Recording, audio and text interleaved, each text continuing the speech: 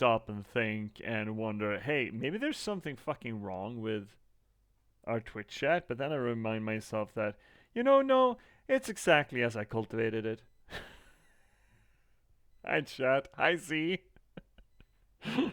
Man walks into China shop naked. Definitely happened. Did it? Links who never happened. Man walks into China shop. Definitely happened. Man walks into China shop naked. Definitely happened.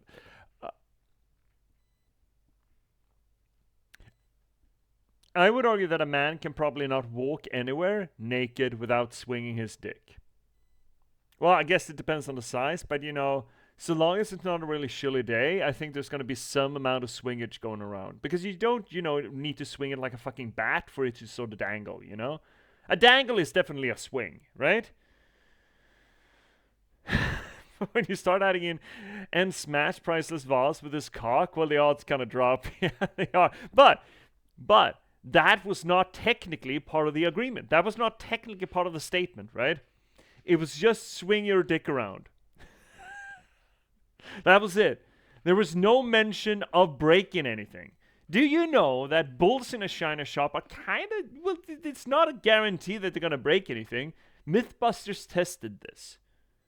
Mythbusters set up a fake China shop in a corral, let in stampeding bulls, and the bulls broke fuck all. They didn't break a goddamn thing. Now, of course, I would not suggest that a naked man would be as dexterous as a rampaging herd of bulls, but just saying that breaking anything was not part of the value statement in the beginning there. Also, hi chat. Hi YouTube. imagine seeing you. Man, okay, this is gonna be the best YouTube. Oh shit, maybe I should restart this. YouTube is gonna be so confused as to what happened, Z.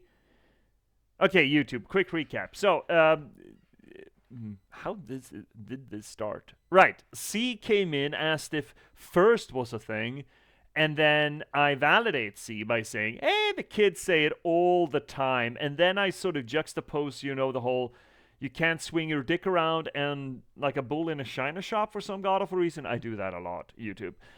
And came up with, you can't swing your dick around a China shop without the kids going first about it.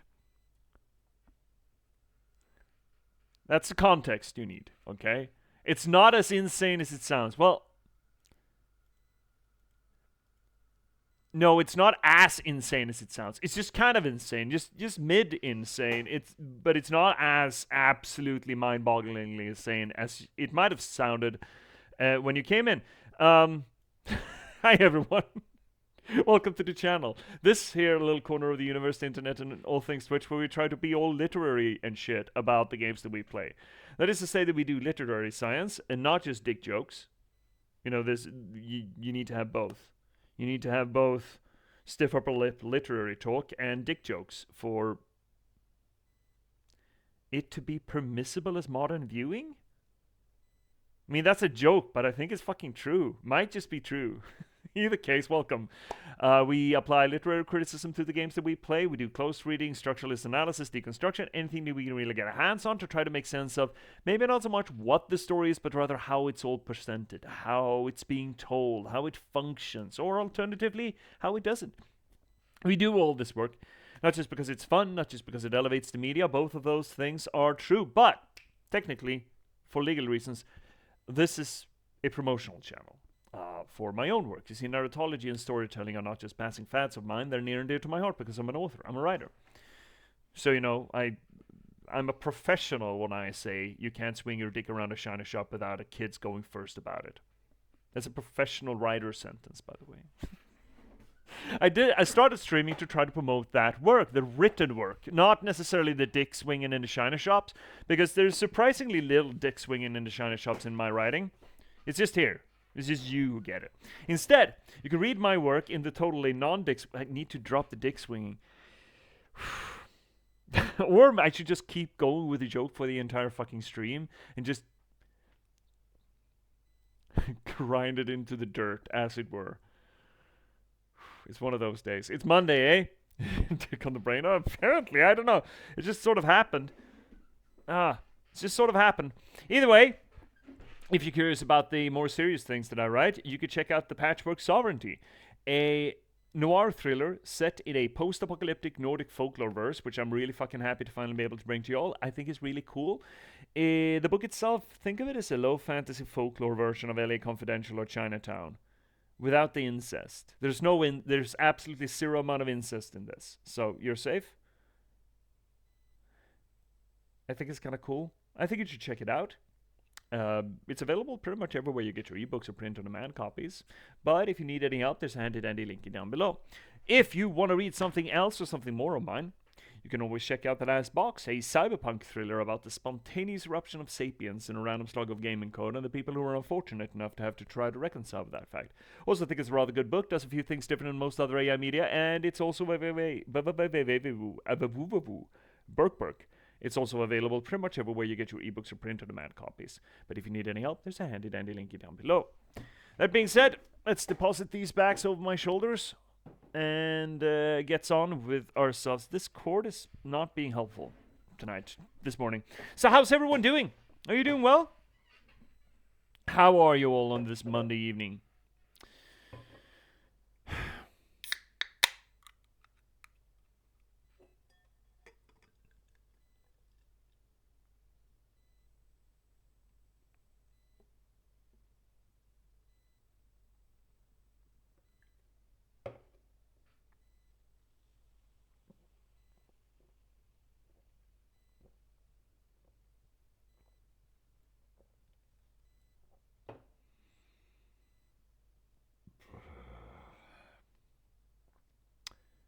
So yes.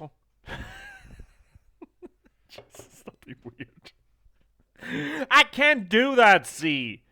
It is literally impossible for me to stop being weird. Not bad. I think I'm gonna play some museum game whilst I chill. Oh yeah, get on that museum. Stop being weird. What the fuck? What do you think you pay me for? What do you think you pay me for? Hi, cats. Hello. Welcome in, everyone. Stop being weird. God damn it. Hey, you don't pay me. You can't tell me what to do.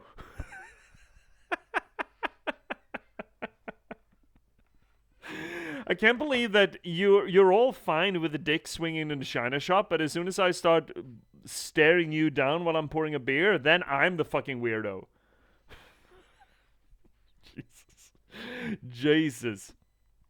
It's all fine. You know what? We're continuing on with more Dark Souls 2 today, and we are kind of... You know what? I'd like to say that we might be a little bit soft key popping off. You have beer? Ah, it's more malt water. It's not really... Well, I mean, it's legally beer, I think. I think it just passes the bar. It's not very fun beer, though. It's sad beer. It's convenience store beer. So it's... For Sweden, it's very sad beer. But it is also, luckily, beer that won't get you drunk. So, I don't care. Sue me. You know, it's Friday somewhere, you know? It's always Friday somewhere. I'm sure that's true. There we go. Dark Souls is up and running. If only cameras. Oh my god. Dark Souls 2 is not easy for the screens. Can you lie it back up, buddy? There we go. Dick swinging we expect. Being stared at we don't. Oh yeah? You don't like being stared at? Having a staring contest with chat would be a weird thing. Alright, well, let's get back into Dark Souls 2. I just keep wanting to play more of this game. We're level 79, we're 16 hours in. I think we're doing great. We also unlocked some hex gear. It looks kind of fun. It looks kind of cool. And we might actually get a big hex weapon today if we are good. Something is funky with the screen. Oh my god. Right, yeah, I know exactly what the problem is. It's enslaved, man. Thank you for telling me, though. It's enslaved. Enslaved, it's just... I don't know what's wrong with it, but it doesn't play well with anything that is even remotely OBS. There we go. Yeah, I know exactly what the problem is. Alright, this is us. We're working under a ink-stained cowl. We're very cool, by the way. I do kind of like this leather vest kind of thing and the cloak to it. I don't mind that. It's alright. It's alright. It's a little bit stiff, I guess. It's been in a teenager's room too long. But I think that the helmet actually provides some sort of bonus to the hexing. Increases number of casts for each spell. Not a lot, though. It's like 1 on the Dark Orb, I think. So, I'm not sure we're going to keep using it. We might go back to Hoboville. Also, I think we might actually... We got the good staff. We got a real good staff, a hex staff. I think that's some sort of bonusy, majingity-bobbity. Particularly powerful casting hexes. So we got perfect hex casting, which is nice. And as said, we are going into an area that might actually provide us with a proper...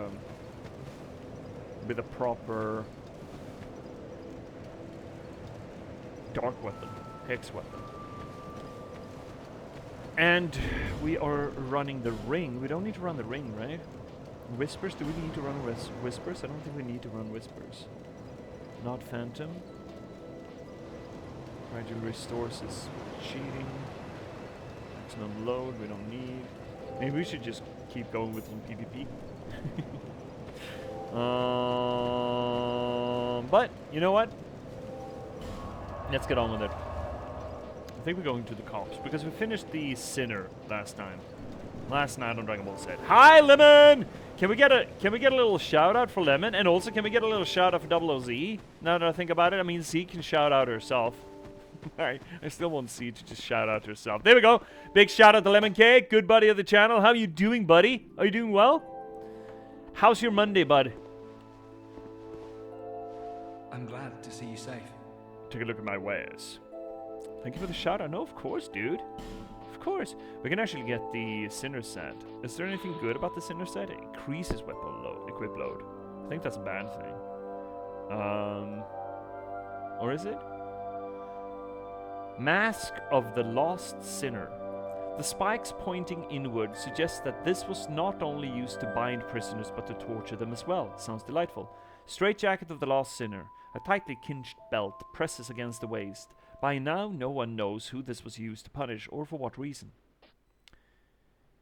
Hand restraints of the Lost Sinner. Increases pyromancy. Oh.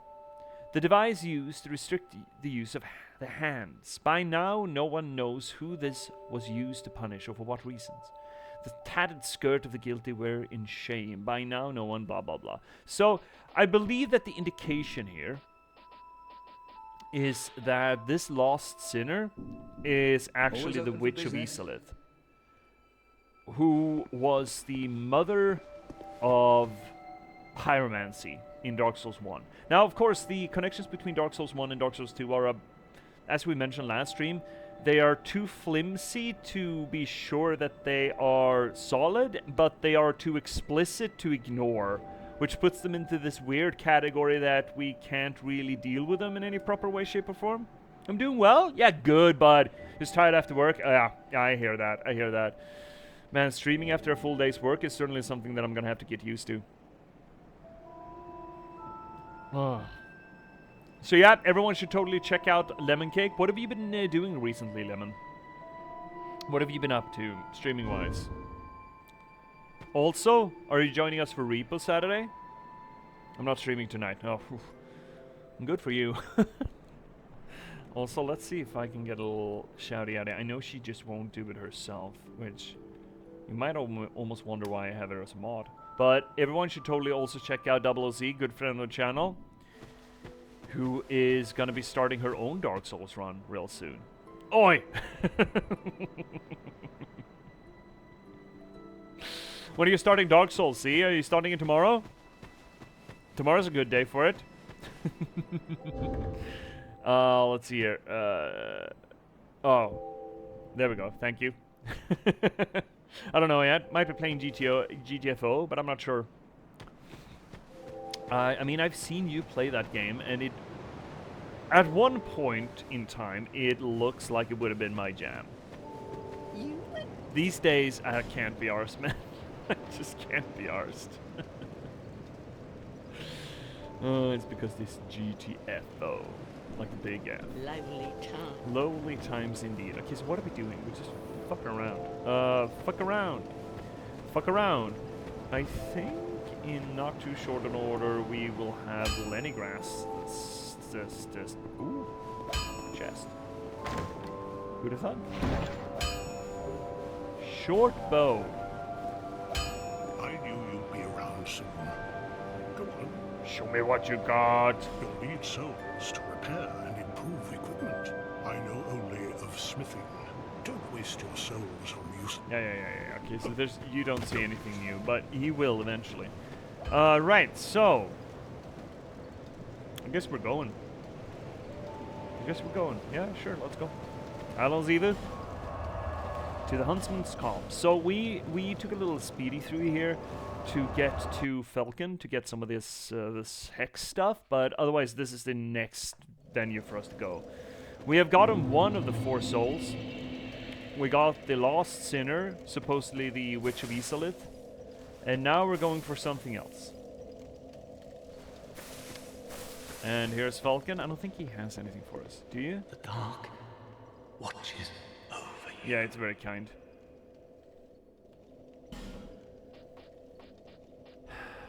Could buy another spell. This thing? What is that? Risen flesh? All of those require the shine instead.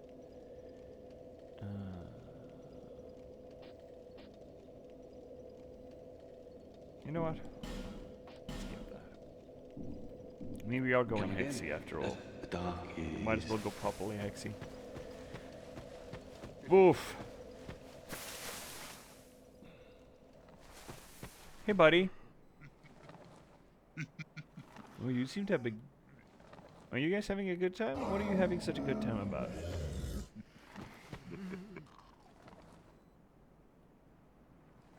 I guess he's having a good time. Oh. Are you having a good time? Oh, you seem to have an opinion about me being here. Damn shame. Small yellow bear. Be wary of right and be wary from above. Oh. That. Be wary from above? What can possibly be above? Oh, this shit, right. I remember this garbage. Oh, heck. Okay. Great. Fantastic. Oh, right. I remember this. Oh, it sucks. Oh, I don't want to be here. It's so icky. It's icky. It's those fucking things. Anyone else come in? No. Okay, great. Can we get a little bit of a target on that guy? There we go.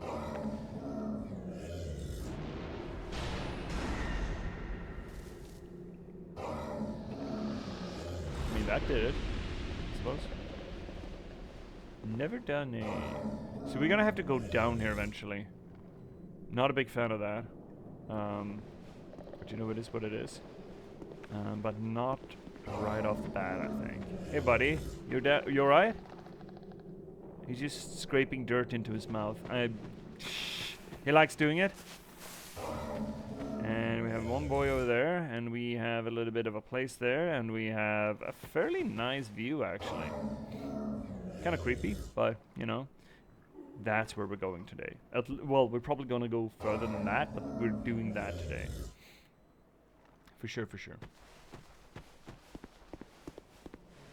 But before we do, we're going to have to deal with some friends. No, yes, you fucking do. I'm just about to say that no, you don't. Step, step. Step, step, steps. Alright, it's dark in here. Alright, I remember this place. Oh shit. Archers too? Well, what if I just don't? I don't wanna. Guys, come out instead. Yeah, there we go. Yeah, come on out. Yeah, swing your sword about. Yeah, there we go. No, you don't. There we go. Perfect. Hey, I wonder if we just should bop this guy. Where is he? He's over there. Can we get a bop on him? We can't get a target on him. Oh, unfortunate. Alright, well, I also know that this is a fucking thing. Yeah, see? Fucking you. I did say there was gonna be a thing. I still got bopped, but I did say it. Oh my fucking god! This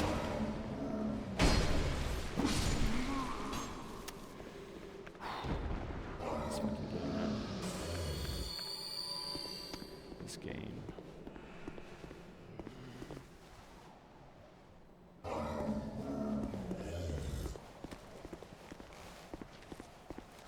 Knew it. Climb that. That's a climby, okay? Well, before we climb, I think we need to check it. What is over here? It's an item. We might do that. Oh, you little son of a bitch! Almost got me. Oh. Throwing knife? That's actually kind of good. Cracked red eye orb. The little bastard, he tried. He fucking tried, man. Also, that's an item. I am not certain that we can get back up from there.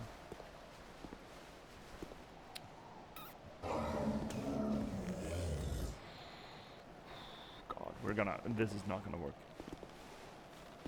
No! Not perfect system. Everything is fine. It's all according to Kikaku. Worry not. That is working absolutely as intended. I wish I had a jump button. Oh no, he died! What I wouldn't do for a jump button, man. Okay, now we're stinky again. Shalquar is gonna love us now.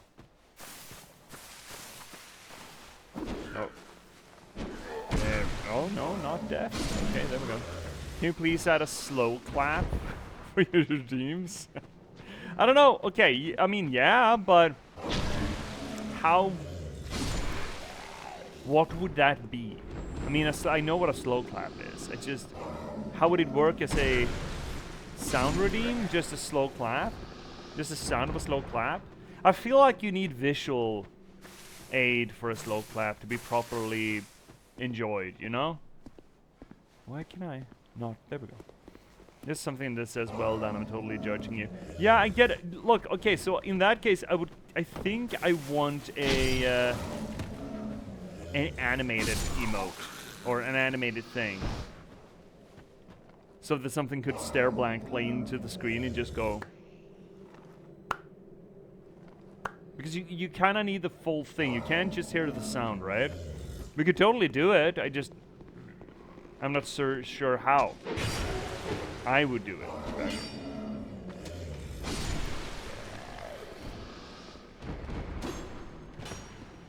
No, that's not enough. There we go.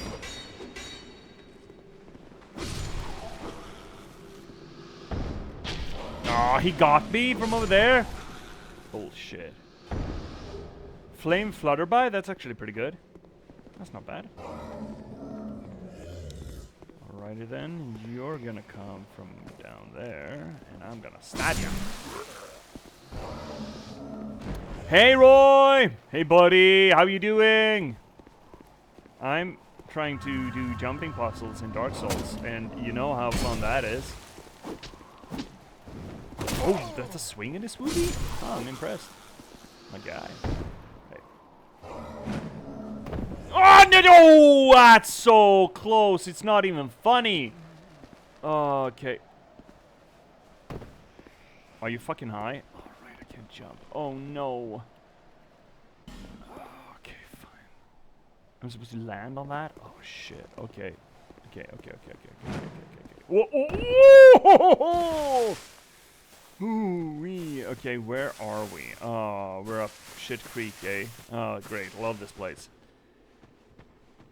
Okay, where does this tunnel end out? Oh, no, not down here.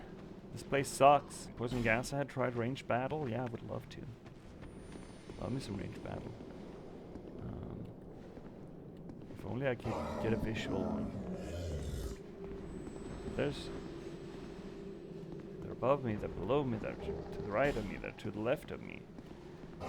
Clowns to the left of me, moths to the right. Here I am, stuck in the middle with you. Yes, I'm stuck in the middle with you. And I'm wondering what it is I should do. Try so hard to keep the smile from my face.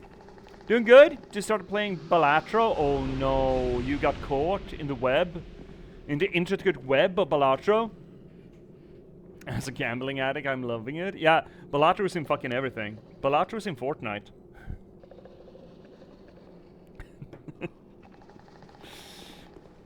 Yeah, I've heard so much about that game, but I haven't tried it. And to be fair, by now, I think I might be afraid to start.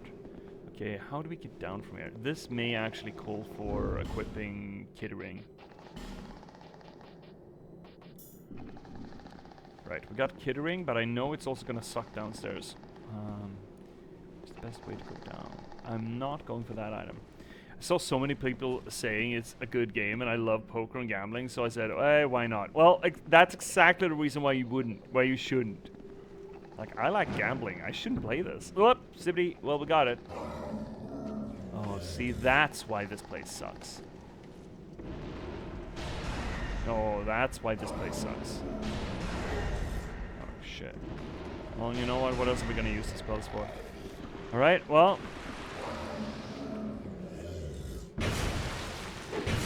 Really? You just stand on top of it?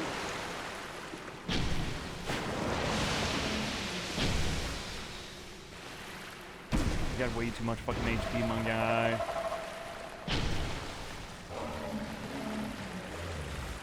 Gonna stick you in the bum.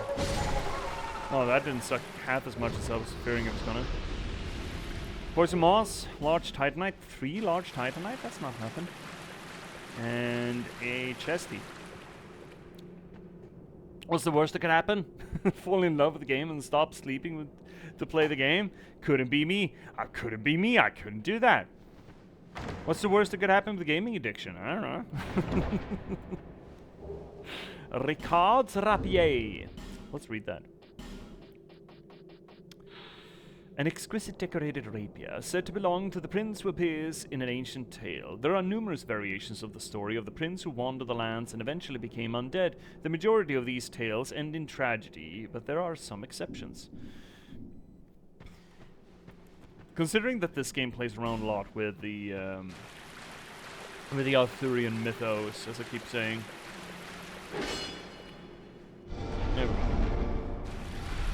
go. Is that it immediately makes me question, okay, so which prince? Who is that prince in Arthurian mythos? Now, I'm taking these similes between this game and Arthurian mythos a little bit too far when I do that, but it certainly does bring to mind either Lancelot, Percival, Galahad, the main 3 knights that looked for the Holy Grail. Considering it's specifically a prince, right? And we know of only one king. Well, no, that's untrue, but only one king is named. So it would seem to suggest that if it's a prince, might be Vendrick's son. Though I'm not sure a son of Vendrick is ever mentioned anywhere else. So, and we do know that there are other kings, even though anonymous kings mentioned in the game. So, I may be dragging that out a lot. Okay. Also notice the dark here. This filmy shit, this oily shit, that's dark. This primordial substance or inky blackness, that is associated with humanity. And apparently, there's some of that stuff down there. No? Oh, this.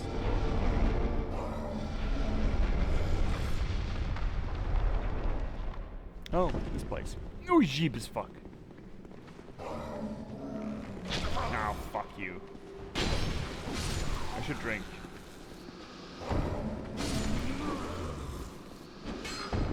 Poppin' a stews.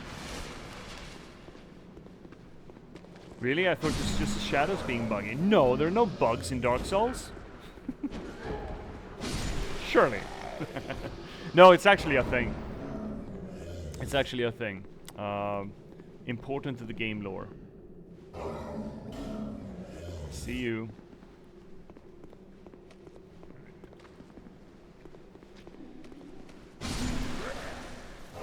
It is most strongly associated to Dark Souls 1.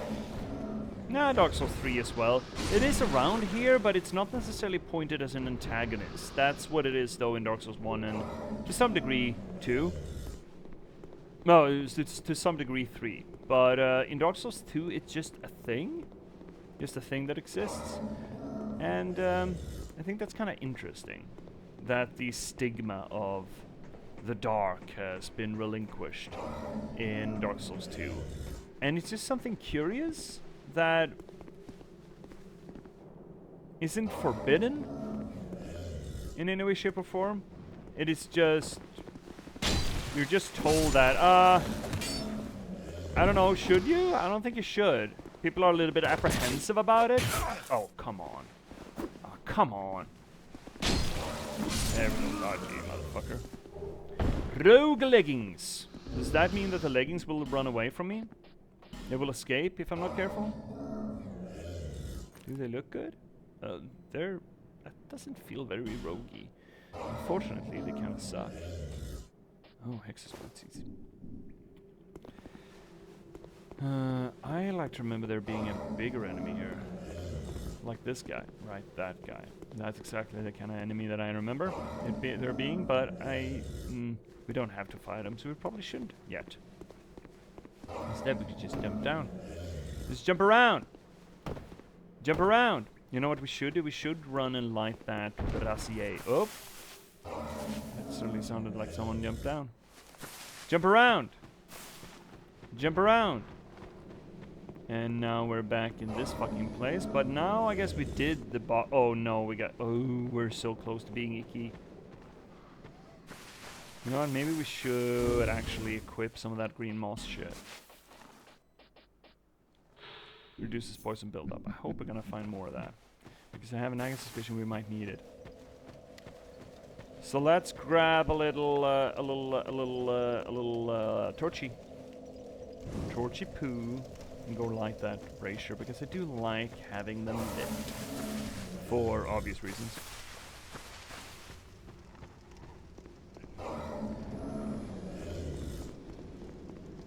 Don't stink your green on me. So the next boss we're gonna fight is gonna be able to transmute into a cool katana. I was about to say a cool hold bit. That's supposed to be our jam. Let's see. I'm just on a bit of a timer here. I'll get to you real quick here. Just want to light this up. And was there a brazier in the other side? No. Okay. In that case, let's put it away. Let's see here. Let's see, Roy. Also, Balatro is the type of game that can stack, so if I put a bunch of things that stack together, I can break the game, and I broke the game in my first run. Like, break the game like it's not fun anymore, break the game like you found a loophole kind of thing, you saw the Matrix, or break the game like it just quits. Kinda wish it just quits. Where do you get the green stuff from over here? Oh. Well, at least we got some light. Loophole. Yeah, okay, good. I mean, I do appreciate when games sort of permit that, when the game developers, instead of patching it out, they go, I guess you got me, you know? I guess you got me. I believe Dark Souls has a little bit of that in it as well. It's like, yeah, fair dukes, fair dinkum. You did it, gamer. Be proud. Alright, so we're gonna try this shit again. I wonder if we should just run off. Can you show me how not to do it? Yeah, please, show me. I think maybe. Oh, that's so close! Maybe roll? Maybe we can do it if we roll. Maybe we can do it if we roll. Undress and roll? Get naked and roll? You got a roll on? I do want that item. I don't think it's gonna be worth it, but it's gonna piss me off if I don't.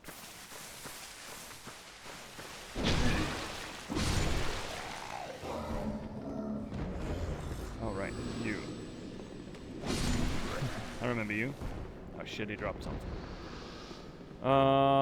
Small orange burr. We're getting a lot of burr. Wait, no. I got fire too, motherfucker. Mine's on the end of a pokey stick. Where's your fire at? That guy's gonna jump down. And I'm gonna stab him. And he's gonna be real embarrassed. See, Roy? Like, instead of playing poker and buying different cards, which is just the goal of the game, I had a card that made so that when I skipped card packs, I would stack and become stronger. And at the end, I didn't even need to play the cards because my buffs would just make me win without doing anything. Huh. Ow.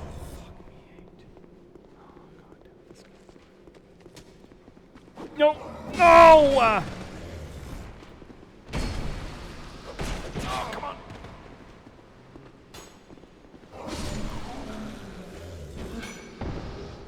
Ooh, flame flutterby. That's not bad. Technically not bad. These fucking rogues, man. I wonder if they drop their shirts and shit. Rogue hood. Well, there we go. I guess they do. Okay, lads. There we go. Which was pretty funny until I greeted and lost all at the last boss. Ah! Theirs are so slow, it's really weird. It is really weird. And they kind of track a little bit. They're like slightly homing missiles. There are rogues here. There's one, and there's the other.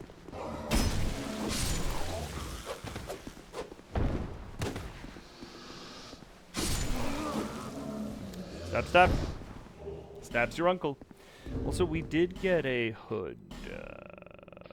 Thieves, rogue's hood. The hood is primarily intended to hide the face of the wearer and is of no practical use as defensive gear. We also got a thieves' shed. There we go. No? Didn't we? Am I high? We got something more rogue, didn't we? I thought we did. Huh. Must be mistaken. And we got the pants, I know that. Oh well. Doesn't matter. Doesn't terribly matter. Arrows are immune to gravity. And didn't you know? That's why they fly. Haven't you been paying attention? That shadow kinda scared me, not gonna lie. There we go. Nope. Nope. Alright. And that guy. Did we get any souls out of that? Some. And another soul. Yeah, you just try me. There we go. Alright, we're back here. Oh, shit.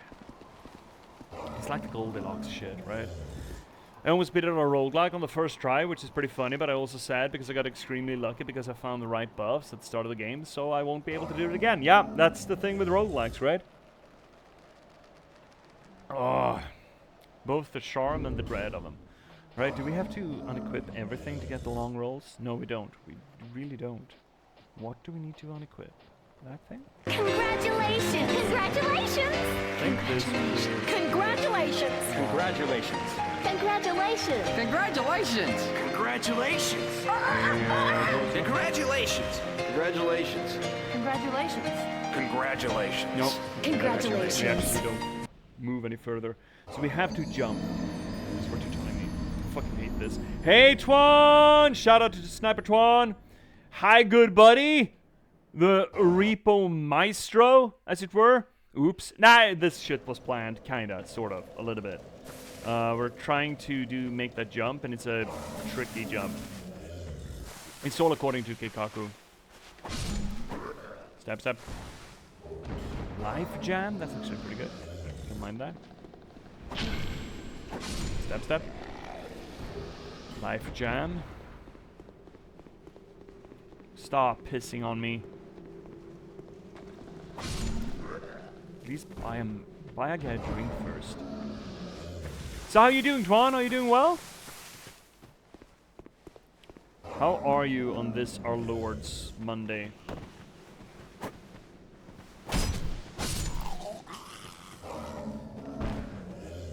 The run back is a little bit ew. Oh my god. Is a little bit icky, but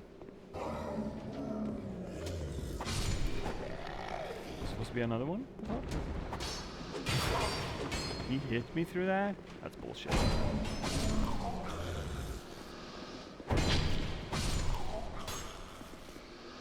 So this rapier is kind of good, but I would feel bad about using it. It's like the only Soul Calibur. See, you mentioned Soul Edge or whatever the fuck, but you know, Soul Calibur. You mentioned Soul Calibur the other day. I had one of them for, I think, for PlayStation 2, I think. I don't know which one that was, but I had that. And I played the rapier guy on occasion, and I kind of felt bad about playing him because... Ah, fuck! Okay, so jumping doesn't work either. Am I supposed to drop down from the... walkway above? Is that it? Is this not the place where you're supposed to jump across? Soul Blade? There we go. And that rapier guy is just R1 spam. Real R1 spam. Am I supposed to get down there from the walkway above? Probably. How are you supposed to do it? I know that it can be done by jumping. But that's not to say that I mean, you have very little control of the jump. The jump is kind of shit. Because the only way to jump in Dark Souls is to sprint and then push the direction button. The direction stick. And it's not perfect system, man. It's real bad. Man, if you've ever played Elden Ring and none of the other Dark Souls, you don't even know how well you got it. Man, you don't even know. Anyway, speaking about Soul Edge or Soul Calibur, that rapier guy was just so fucking good. And using a rapier just... Actual rapier fighting is kind of cool, though.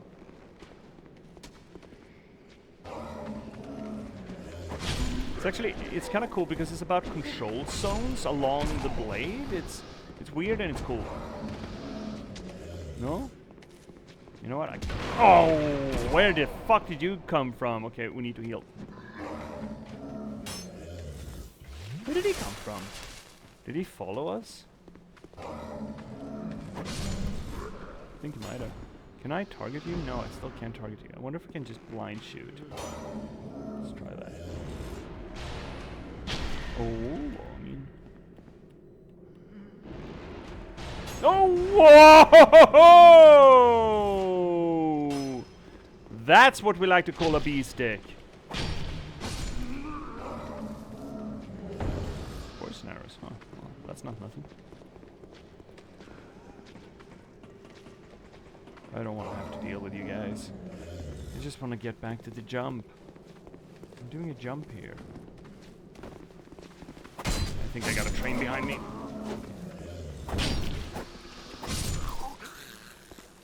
No? Okay, good. Excellent. Alright. Let's do it again. Do it again and do it better. Did this guy come? No, he didn't. We have him. Really? Oh, fuck it. Pop another pot. Wait, where's the cudgel guy? Suspicious. Suspicious. Where's this guy? Did everything aggro weirdly? Stretchies! Hi, Shay! Alright, we're gonna do stretchies. I'm a little bit concerned that we might have a train of guys behind us. Little bit concerned, but you know, we got our souls back, so it doesn't matter, I suppose. Either case, let's do stretchies. Shout out for Trash Panda Shay. The best Trash Panda that ever did live. Are you Discount Gandalf? Hi, Finnick. I think we are Goth Gandalf, if anything. Hi, buddy. How you doing, bud? Are you Discount Gandalf? Me drink. A drinkies too, Roy? Jesus H. Okay, fine. Ah, there we go. Drinkies. How are you both doing, Shay? Finnick? Are you doing well? Also, everyone should totally go swing by Trash Panda Shay's. They're doing great. Just started streaming. And you should totally swing by and see how they're doing. We've been seeing a lot of Beer and Breakfast and some of that Kingdom Management game that I keep forgetting the name of. It just doesn't stick. It just slips off me like water off a duck's back. Oh shit, this shoulder is... Give me issues again. Ow. What am I doing?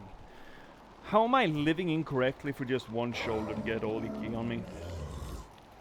At least it's still limber. There's always that. Oh. Oof. So I've been designing waterlines all fucking day today.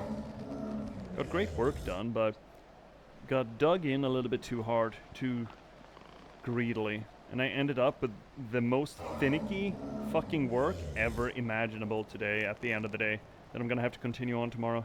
Like real fucking finicky. Absolute horseshit finicky. Ugh. But it's gotta be done. It's gotta be done. Ow. So yeah, I might be a little stiff. This back might be throwing me off a little bit later when we get to the bend over exercise, to the bend over stretchies. Also, you're getting oog action today. Better believe it.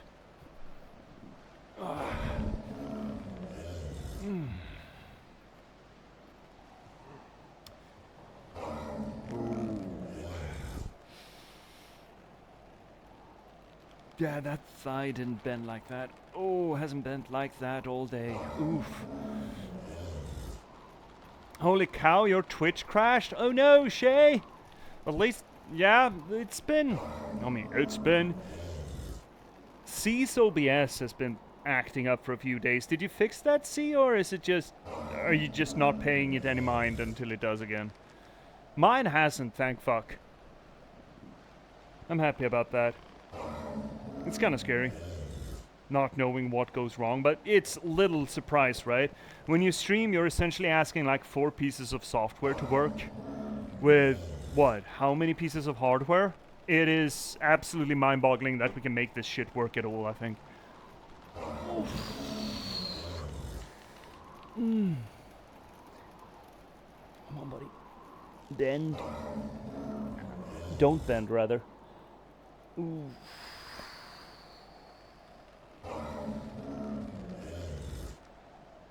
Oh, get their ass muscle.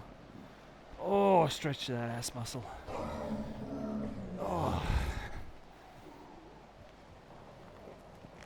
Oh. Shit.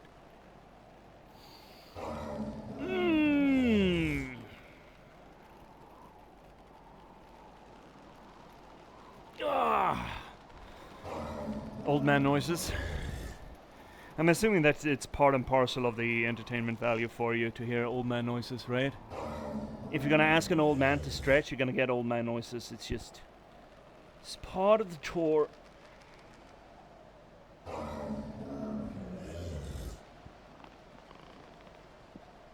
Oh, there we go. Now we're all healthy and limber. Ooh-wee. Alrighty then. Finnick, you're good. Reading and cooking. That's a good double whambo combi. I'm assuming that you're reading. What are you reading? Speaking of reading, what are you reading? As it seems to have been okay, so not touching it. Yeah, well, that's probably for the best. So okay, so there's no hole up in the rope bridge. We can get down there, so we shouldn't do that. Maybe we should jump from this angle. Let's try it. Oh, I bet there's not gonna be anything of value down there. Oh, I will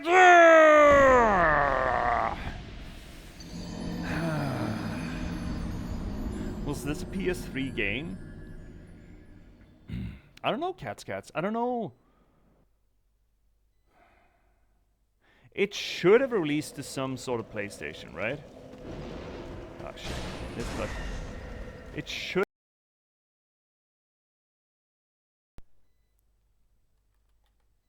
My sound's fucked. Is your sound fucked? Yeah. The whole sound is fucked.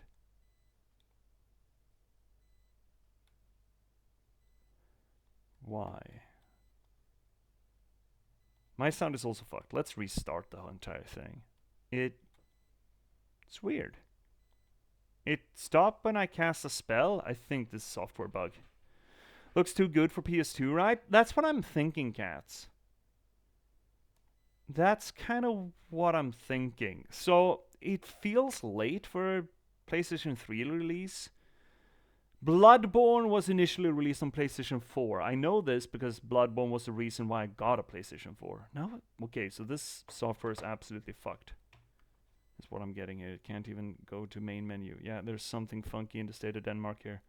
Let's just kill it and revive it. Did it die? Yeah, I think we got it. So yeah, probably PS3. If it's anything, it's probably should be PS3.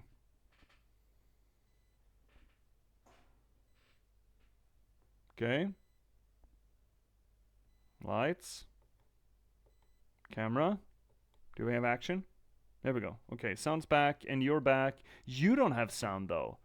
Why do you not have sound? What is going on? You have visual. I'm gonna swing this around. There we go. Everything is fine. I guess. I don't know. I just work here. Speaking of, you know, getting... Service not available. Did my internet crash? It doesn't look like it. I'm streaming.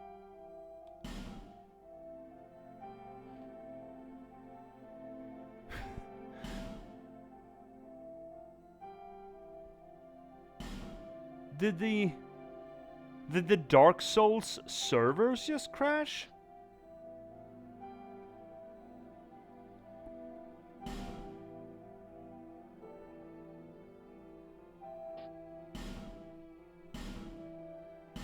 I think the Dark Souls servers crashed. Huh. Wow. Yeah, I'm gonna play offline, sure. It doesn't matter. I'm just surprised. Oh no, he died! It's fine, see? Everything is fine. Look. Look. It's all fine. I'm just a little bit boggled. That's kind of interesting. I mean, how much effort do these servers put under? What's the workload on a Dark Souls 2 server? You know? Steam service.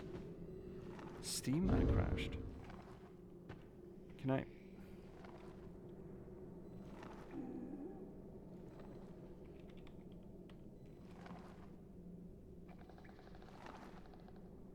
Steam seems live. Steam seems fine. And I mean, we did relaunch the game. Huh. Workload doesn't matter.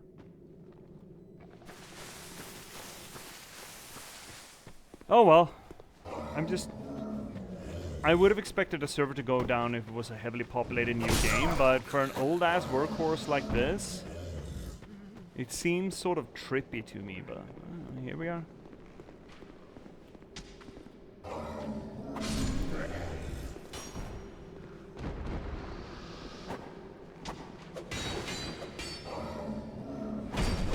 Ah, come on. Need to drink. Need a drinkies.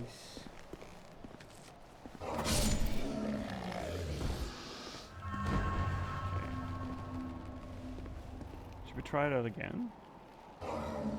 I don't dare to jump from that ledge. That seems even worse. And I bet you this isn't even worth it. This is oh, we could shit jump? Can we shit jump?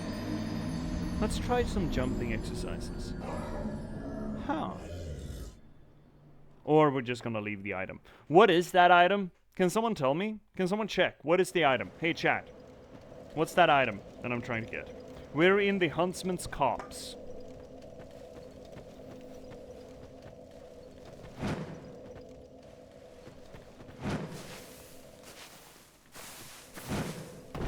That's the regular jump. And there's no way... that's a weird half jump. Curious.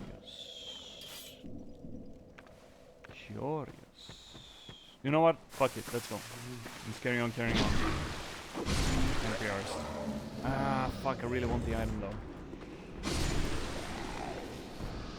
Ads are coming up. I'm just gonna roll through them, chat. You'll survive. You'll make do. torch is a very good get, by the way. Man, I really want that item. Maybe I should look it up and see if there's any trick to landing on that.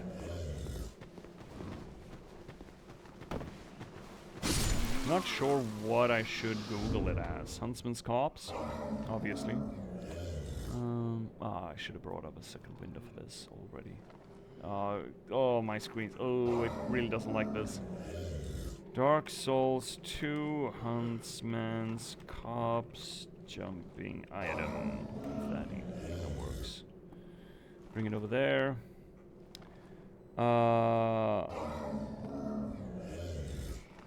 There we go.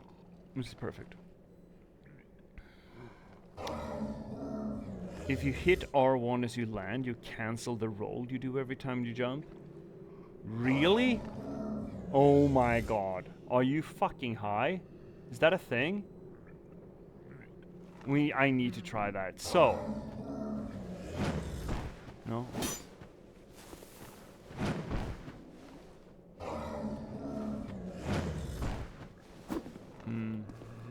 Doesn't seem to work very well.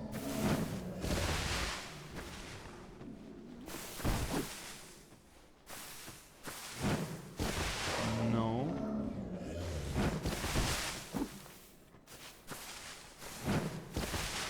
No.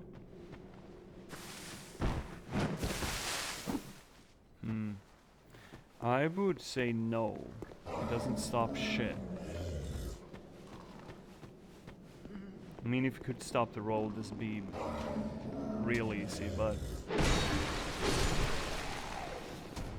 I really don't think that is a thing. Oh! Bottom presses. But, oh my god, okay, I'm getting fucking bullied right now. I really want that item. I really want that item. I'm gonna be so bothered if I don't get it. Can that arrow stop hitting me, please?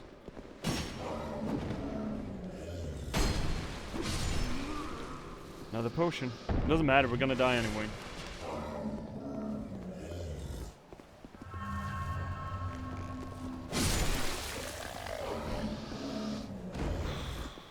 Okay, let's read a little bit more. If you hit R1 as you land, you cancel the roll you do every time you jump.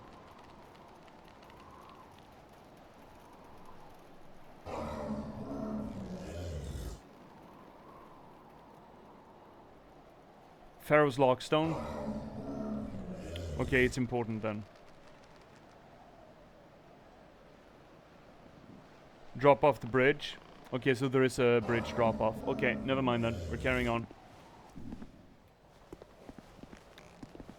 We're carrying this on. Oh, shit. Oh, dumbass. Okay, we can drop off the bridge, which means that we are gonna drop off the bridge. Are you climbing? No? Where did you go? Where did you go? Oh, he's right. Yeah, he's over there. He's confused.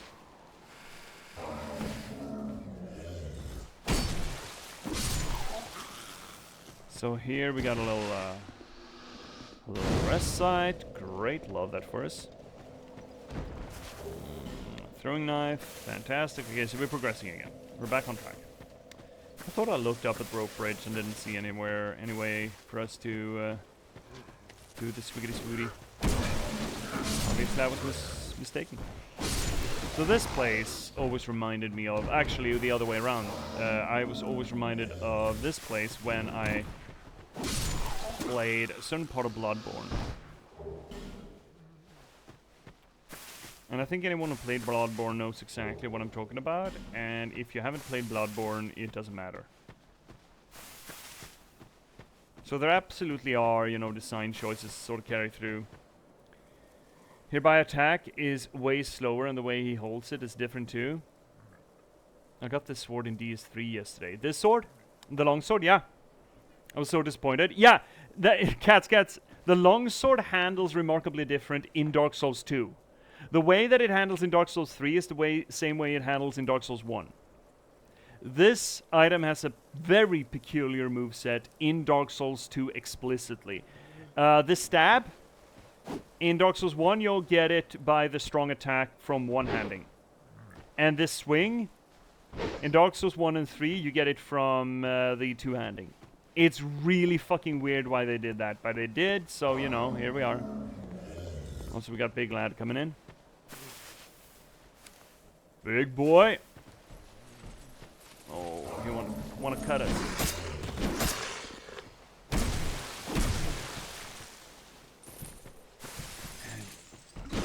Oh, really? Okay. That. Did you give it fire enchant? It's a special drop in the first area in this game. It's like the best starting weapon. So I didn't give it any enchant. The enchant's always already there. You get a fire longsword in a weird little nook in the Forest of Fallen Giants. So it's a special thing. It is widely considered to be the starting get in Dark Souls 2. And people generally grow out of it, as it were, as they progressively... Well, when they go physical runs, or physical builds, like dex or strength, people tend to leave it because the fire actually doesn't scale very well. Well, it doesn't scale at all with physical and dex. But considering we're doing a hex run, it actually does scale with what we picked for ourselves. With the lane we picked for ourselves. Poison moss, that's a good get. Hey buddy. No, you don't. Another torch? Fuck, yes, get. Okay, we need to drop in from upstairs to get that. We should clear this area before we go... should we go first? This way is technically the way we're supposed to go. Oh, you fucking fuck. No, you don't.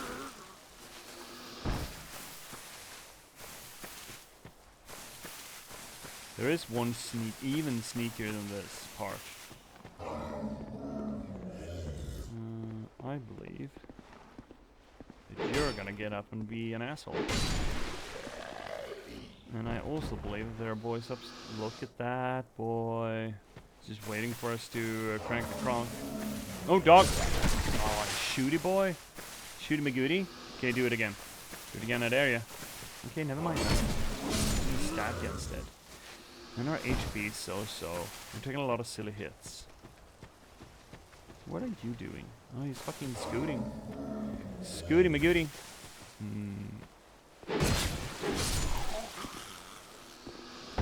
And down we go.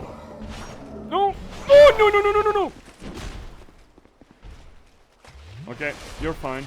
I was sort of just startled. I was just startled. Oh, really? Holy shit, we really do damage. Oh, moly. Maybe a hex run wasn't a bad idea.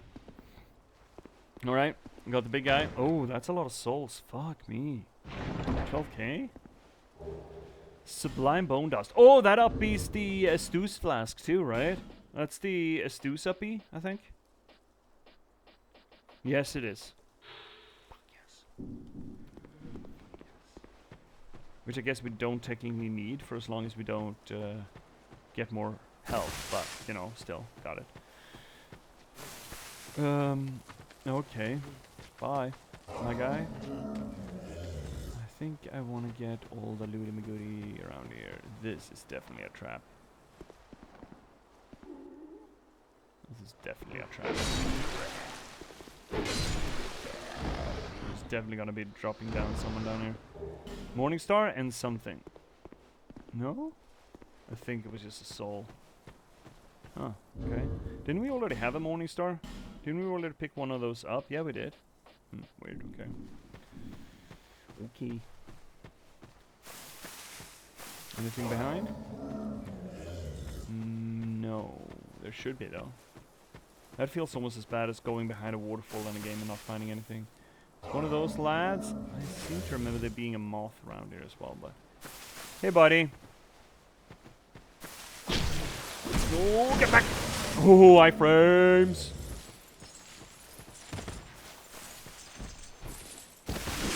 One? That's all? Okay. We're dead then.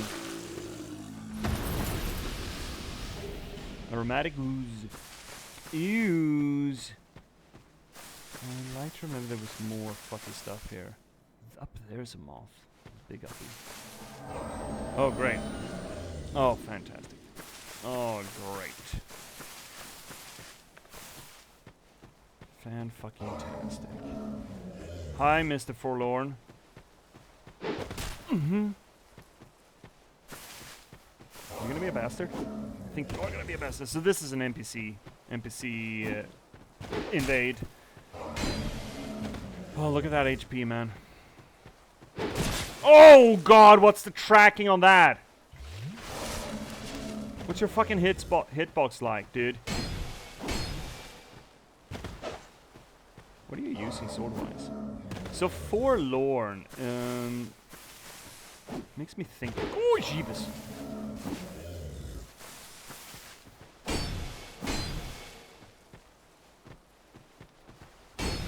Ooh. Going harder, hardly going, eh? Fuck. No.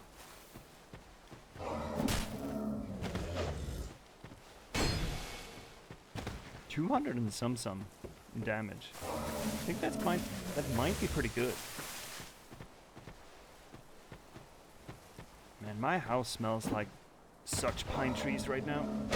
Oh fuck, we can't trade. We can't keep trading. I'm way too squishy for it. I'm not a bong person. What are you wielding, my guy? What is that sword? Oh, we got him anyway. Oh, that's a lot of souls he had. Holy moly. A lot of soulsies. Human effigy. We kind of need that eventually. Soon. Pretty soon. Let's kill this moth. If only I can get an angle on him. There we go. Sibizumi. Grab a life when and some more poison moths. Love that for us. Alright, so we have cleared out this lower platform. So we are gonna aim to get up to that bridge, grab that. And I would love to be able to do that this run, but I kinda doubt it because there are some hefty enemies in the way, if I don't mistake myself, and we don't have a lot of... I mean, we have no more healthies. No more healthies. How do we... oh, is that... There are 3 bridges. There are 3 bridges over Madison County.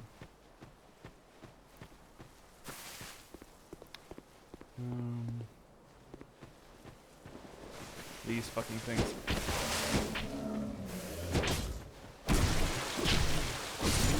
Oh. Oh, Jeebus. 900, eh? Is it gonna be that easy? Yeah, this might not be so bad. Should we top off? No, we shouldn't. But we should have the life jams ready. Ready and raring to go. Oh, that's a trap, right? No? That's a trap. Hey, buddy. What do you want to do? Ooh, the lag. Oh, I thought it was going to do another attack there. Papa jam. Papa jam.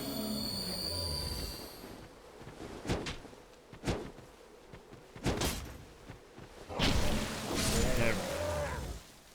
Kind of looks like you got dark on that. Interesting. I wonder if we can get your... I don't think we can get his set or his stuff. What do we... That hurts? It does. It does hurty. Hurty McGurty. Oh, yeah, one of these guys? Well, unfortunate for you, I am all about killing skellies. Doesn't work the same way as it does in Elden Ring, right? Nothing ever worked like that. Getting hit by the big stick hurts. Yes! Yes! Notched whip. Oh, whip run. You never do whip run. Whip covered in spikes, shreds skin and causes bleeding. Very effective against bare flesh, but not against enemies with armor like protection. Big dex weapon. Not using that. Also, our sword is feeling looking a little rough. Durability is weird in this game. Oh, look at the boys. Oh, look at all these boys.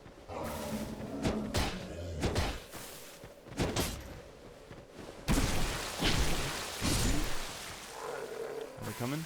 more? I mean, there are like 4 of them here. There's one over there. There's one over there, and I think there's one over there. So we have 4 coming. Eventually. Progressively. Can we snipe them out? I would love to be able to deal with them one at a time instead.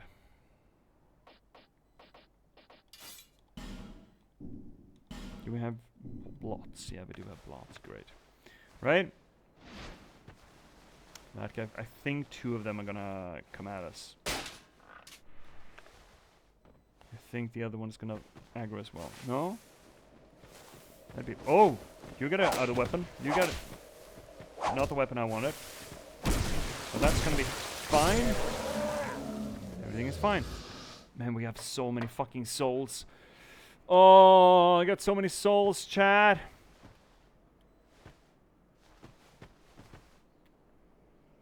You know what? Let's just play this safe, yeah? We're gonna have to get across here again later, because right now we're really only going for the...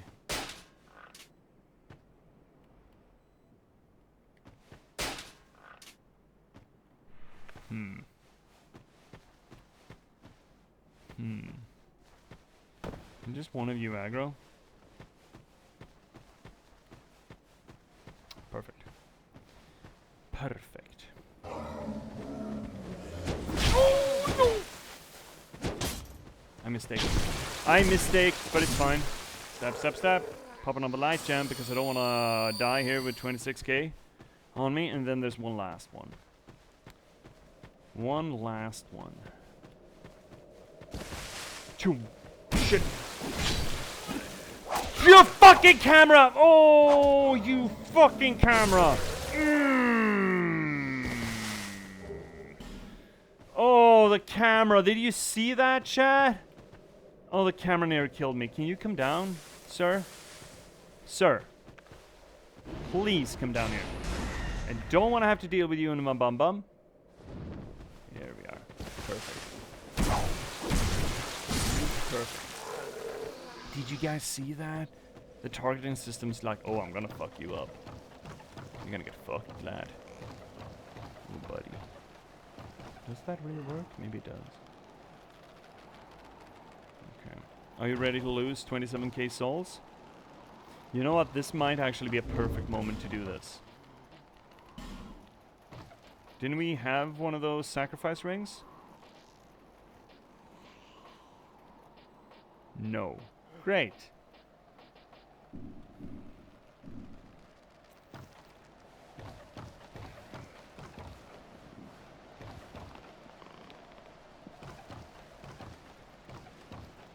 This is it, right? Oof. God, this is gonna suck. Oh, this is gonna suck if we fuck this up. Life's gonna suck if we fuck this up, if we fuck this up, if we fuck this up. Life's gonna suck if we fuck this up. It sucks pretty bad right now.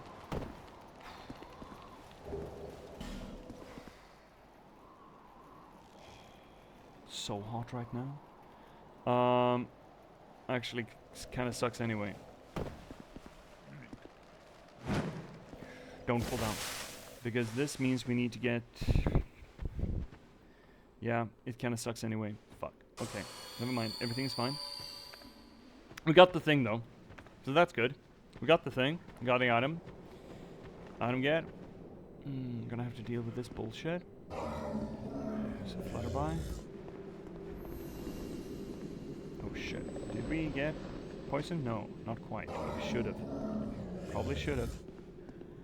And we need to deal with big... Oh shit, that's close. It's really fucking close. Deal with them. And... Deal with them.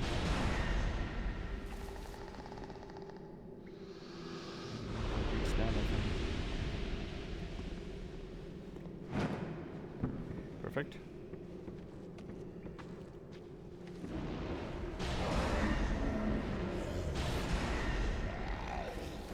Right. Are you ready, Chad?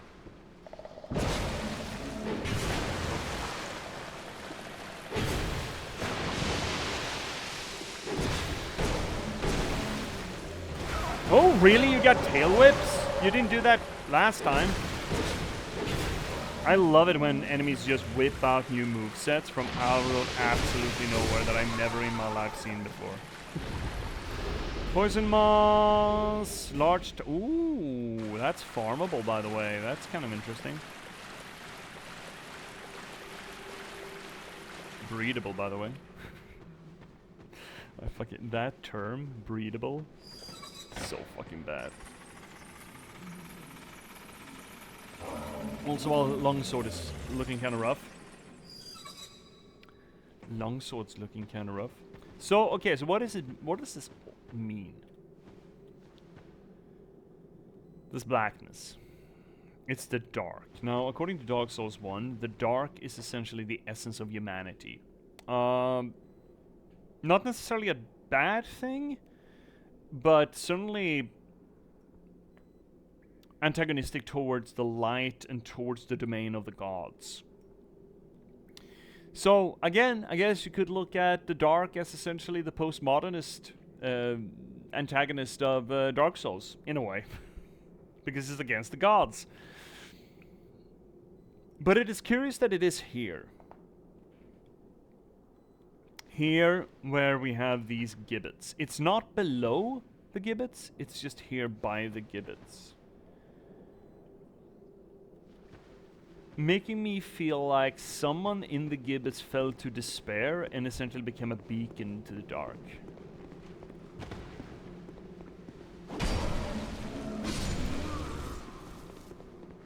Or some such. Or something to that effect. And I think it's kind of just curious. I don't know how much I dare read into that. Dark Souls is kind of weird when it comes to how much I dare read into things, considering how, again, the dream logic of it. Unequip that thing. It's really hard to tell what is intended and what is just whimsy, essentially. Alright, well, we're going back to... yeah, over there. Going back to the bonfire, to go back to Majula, to level up, because we got 30k on us, and I don't want to have 30k on me if I don't have to. And then we're going to go up and do a boss. We're going across the rope ladder thing. McDoobie. Still just have one slot. Oh well. Majula, here we come.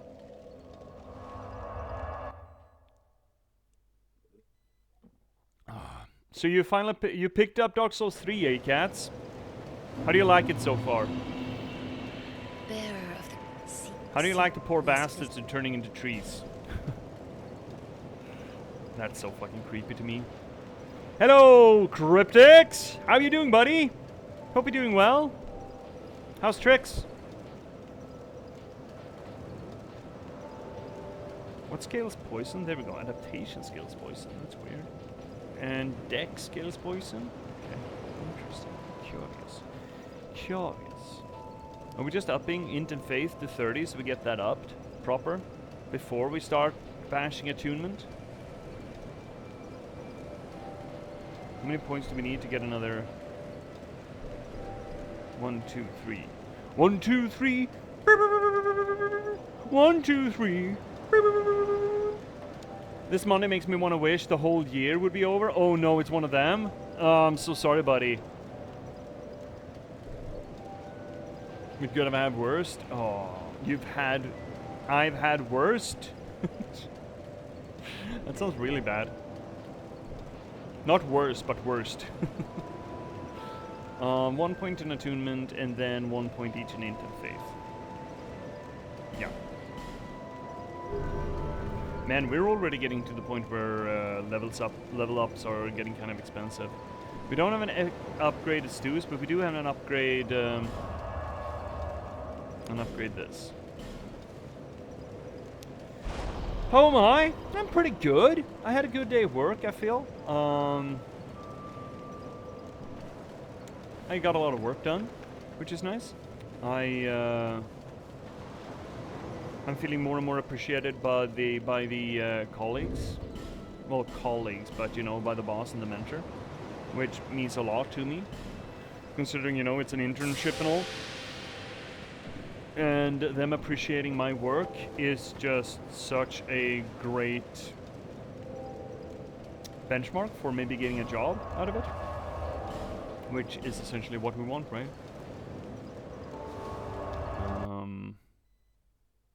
The work was a little bit one-sided today. I'm hoping for a little bit more diversity tomorrow, but then again, all of afternoon tomorrow is going to be a meeting, it looks like. Hopefully it's going to be... Are you going to jump down on my ass? Yes, of course you are.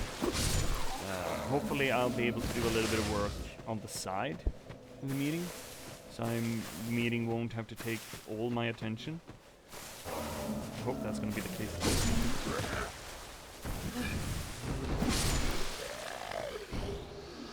There's the guy. There's one guy. Can we shoot this guy? Come down here. Hey, bye! Can you come down here instead?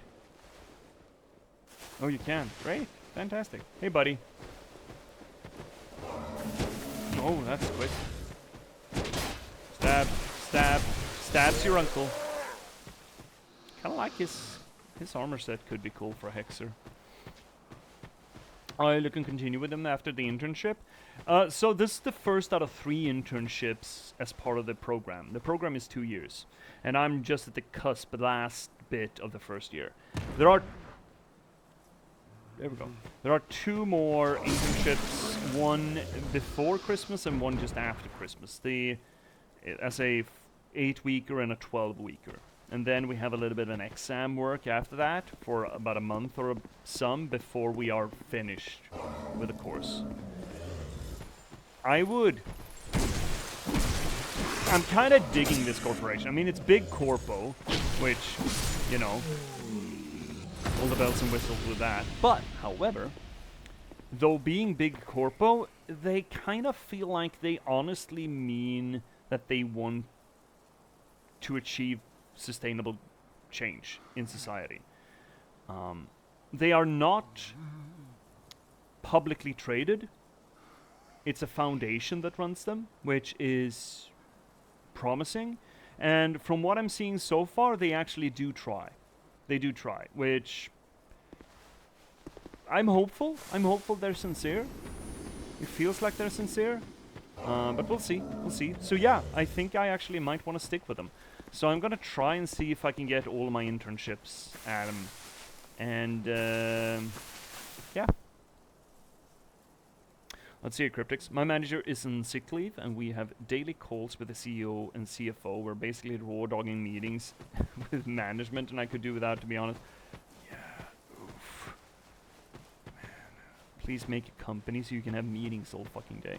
Hey, dude, can you come over here instead? I don't want to run down there because you got a skelly spawn. Are we not doing this? Are we not doing this? Yeah, there we go.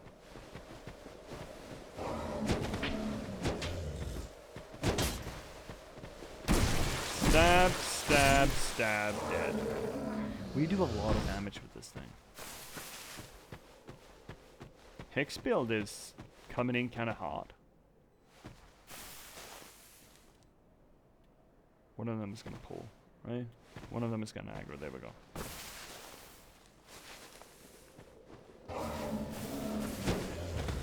Oh! Oh no? Oh shit. Got him.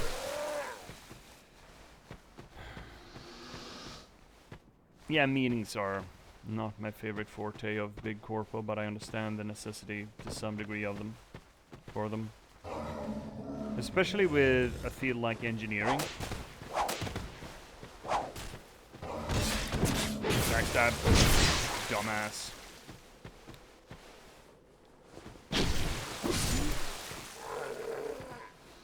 These guys are pretty cool.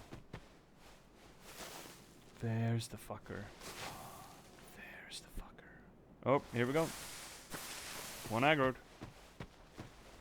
I don't mind them, but I have around 3 meetings a day, but I hate being grilled by the CEO. Yeah. I understand that. Most definitely understand that.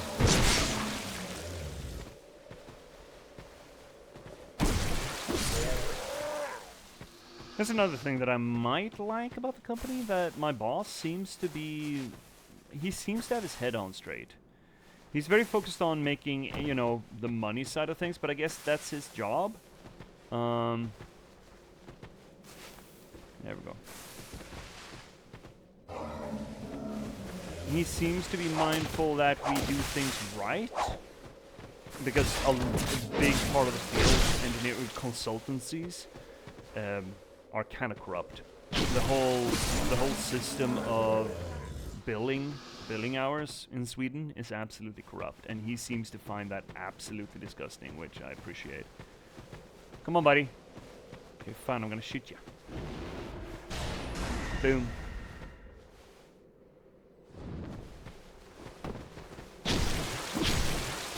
So yeah, I'm hopeful. I kinda like it. I kinda like it, and I'm enjoying the work. So, you know, I think I might try to stick around with them.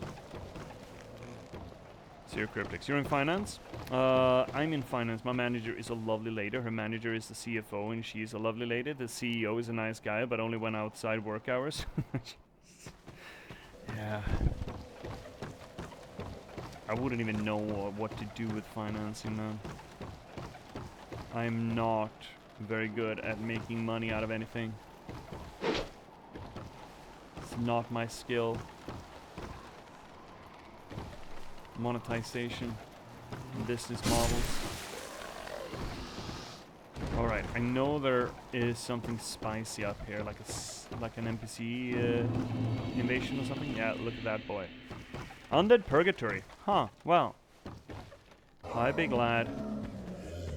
Big boy McGee. Oh, I fought so many of you guys before.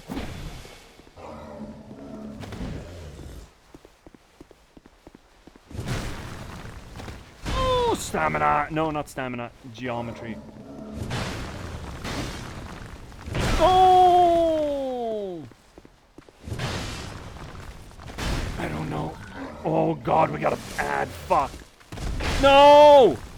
Okay, we're running. Ooh, we're running. Drinking also.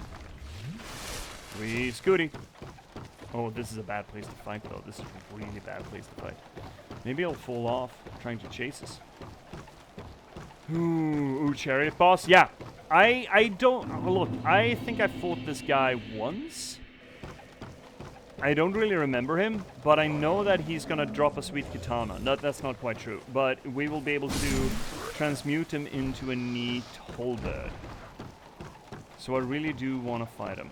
You're just standing there, guy. Oh, this is bad. Oh, really? This is very bad. Bad.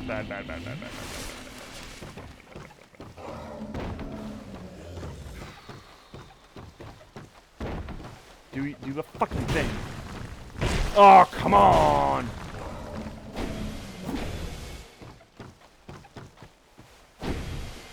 Stagger. Oh, heck. Oh, we're gonna die here. This guy's gonna be the death of us. At least he doesn't respawn, that's nice. Oh, stagger. Oh, shit! No! There we go. Okay. Do we dare try the boss without... I mean, we got life gems. Okay. Are you ready to die? Oh, I fucked that jump and it worked. Fire Seed. Well, it would have been nice if we were Pyromancer, but we're too cool to be Pyromancers. Okay, I don't remember this boss. What's the thing? I forget it.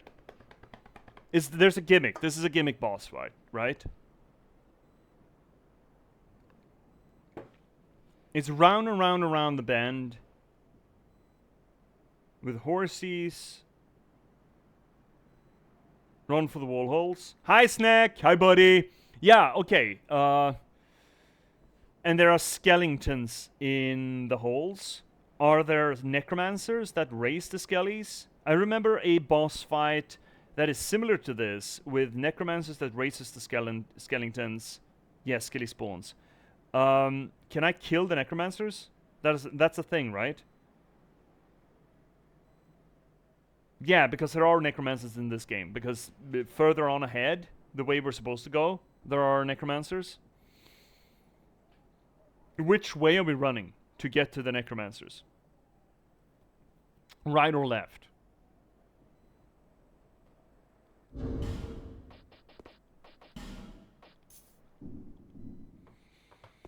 Right or left?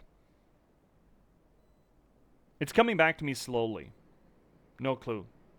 I think you run to holes and then clean skellies in the wool holes. Yeah, you're gonna have to. Otherwise the chariot comes. I think the chariot's gonna come no matter what. The chariot just goes around, right? I think left. I think so too, but I'm not sure.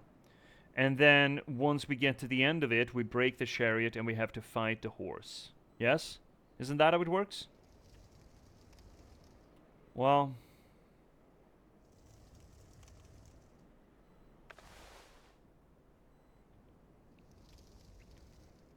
Are we doing it with a rapier?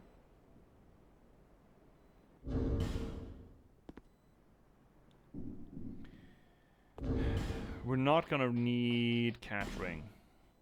What do we need? Could use a little bit of gradual restoring HP, I suppose. Alright, it's gonna be a long fight. 2 necros, then switch in the wool holes. Yeah, okay. I think left. Okay, let's do it. Fuck it. Let's go. Hello, Zivu.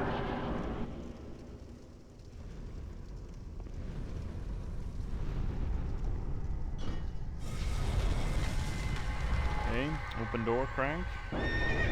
Horse you can. Oh, shit. Yep, here we go.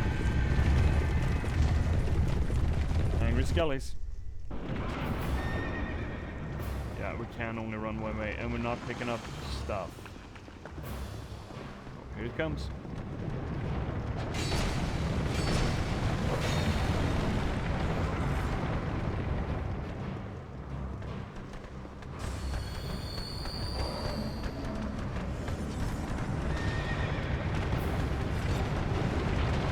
Maybe I should get a shield for this bullshit. Oh, no.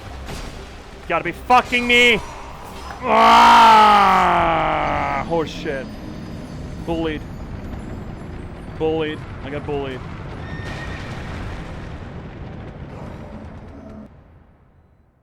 Okay. Well, at least we're gonna have some. Estus coming into that fight again.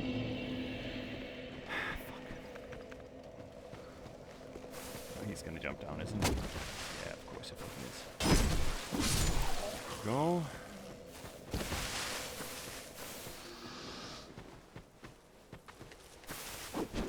Oh, okay. Unrelated, but I beat the Midnight Walk the other day. Didn't realize it was Swedish dev team. It's Swedish? Cool. So we've been looking at that, Snack, right? For the channel. I've been looking at it at least. I think C also got sort of enamored with the look of it. Oh, come on! You fucking camera! Oh, you... Oh, this game sucks sometimes.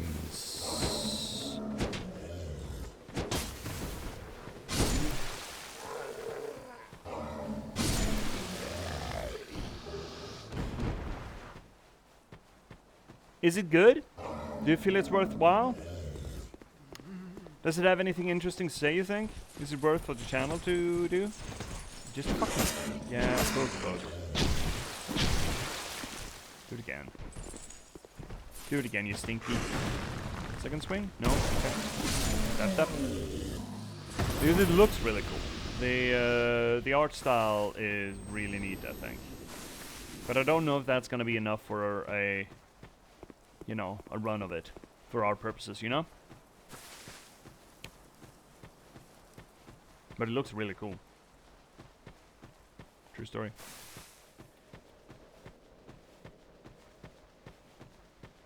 Okay, this careful approach. Come on, buddy. Come on.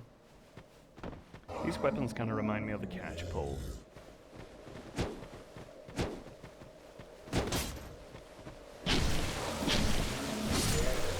Step. Next.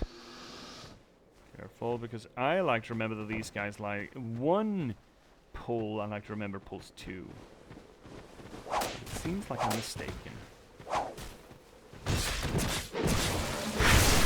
//hack. I enjoyed it. The narrative is interesting but not overly complex. Gameplay is a bit weird, mixing horror, puzzles, and walking sim.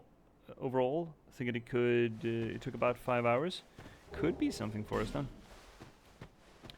So a narrative, again, a thing does not need to be terribly complex to be worth our time, right? Interesting is good enough. We played plenty of games here that are not complex, like Dishonored. Take Dishonored for example. Dishonored is not a complex story at all. But the way it builds itself is skillful, at least. Are you coming, bud?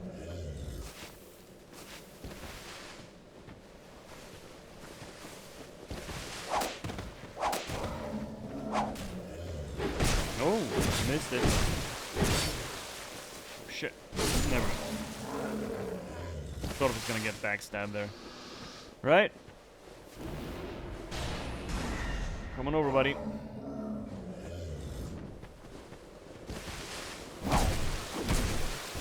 I mean, if nothing else, I absolutely adore the art style of it. I think it looks absolutely fantastic. So you're saying horror, puzzles, walking sim? It sounds like, you know, your pretty much average Poppy's Playtime or a game like that. The music and level design were very well put together, and the art style really brings it all home. I mean, it sounds like a ringing endorsement. I think we're gonna check it out. Yeah, I'm not gonna leave these guys. Come on, boys. If you wanna tangle, let's tangle.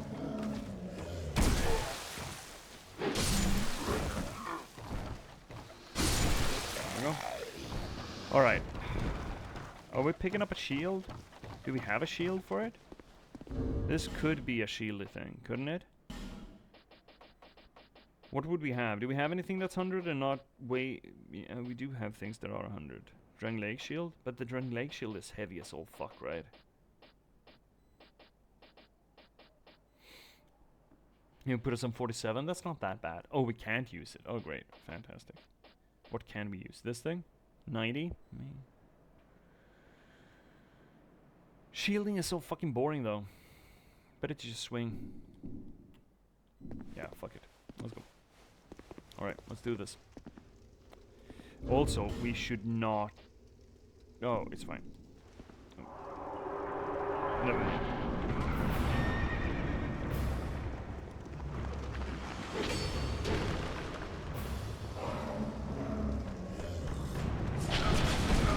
No! We got him. Kind of want to lure the boys in, right? So that the wagon takes them.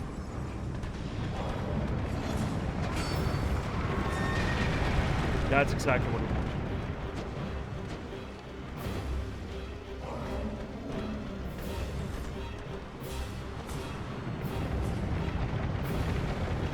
That's exactly what I want to do.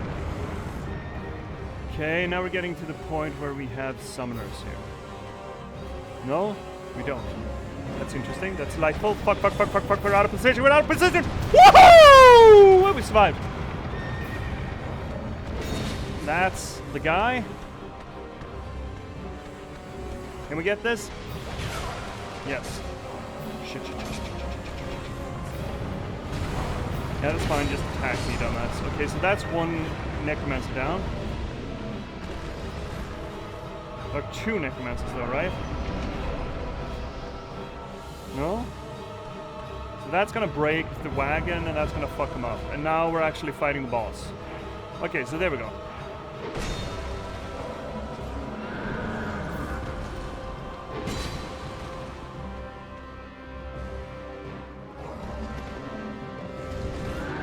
That's fine. That... We're doing a lot of damage. Wanna go again?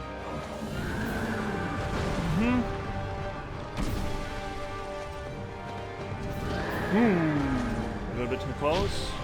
Step. Horsey breath. Horsey breath.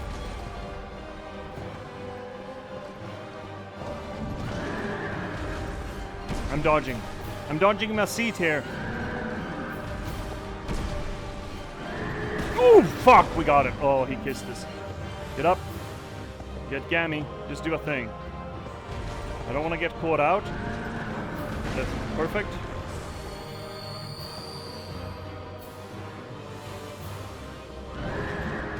Ooh, too early, I thought. Reason why we're gamming instead of estoosing is that the estoose takes a lot of time. Live gamming is faster.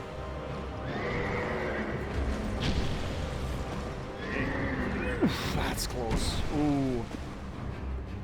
I felt the hair on my forehead just rise there. Ooh, jeebus. That's close too.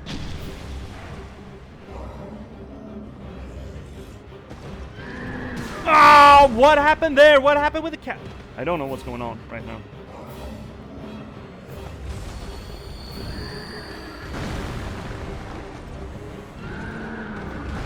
Oh, come on! Horse shit. Horse shit. Shit out of you.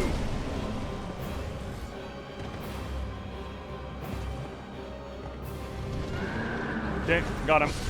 There we go. Executioner's Chariot. I mean, it's not that a hard fight, right? Is that we ran in with, what, 12k or something? Got him. Let's see his neck. If I remember right, the first necker is on the left pretty early on. Oh, we ran past him. Okay. Yeah. And both spawn fairly near the entrance on each side. Well, I mean, here we go. We got it. Fading Soul. So we're probably going to have to deal with the second necro, but he's around there somewhere. We'll get to him. There's a whole jump around here somewhere, right? The poor executioner just fucking died. He died in the crash. He died in the car wreck. So that's where we want to go. We're going to loop the whole way around again to just pick up all the items and maybe get that last necro. Soul of a Brave Warrior. So brave. 42k, eh? Now we did it, chat. Woo! Let's read. Let's read the soul before we sell it, because we are going to sell this one, I think. Where is it? Oh, there it is. Soul of the Executioners. Soul of the Executioner's Chariot that holds the control of the undead purgatory. The chariot was created only to torment undead, and it took the form of the horrendous and mad steed, a window into the soul of its master. Doesn't really tell us much, except for the undead purgatory. So we've had Lost Bastille, which seemed to corral the undead. And then we have the undead purgatory that, to be fair, we haven't really read up on what the purpose of it was. Why this? Torture undead, I suppose. Both of these places sort of echo what... There he is. Here's the guy. Sort of echo the Undead Asylum from Dark Souls 1. A little bit, you know? In that it's a place to just send all the undead because the undead scare us. Oh, you drop human effigies. That's really interesting. Huh. Cool.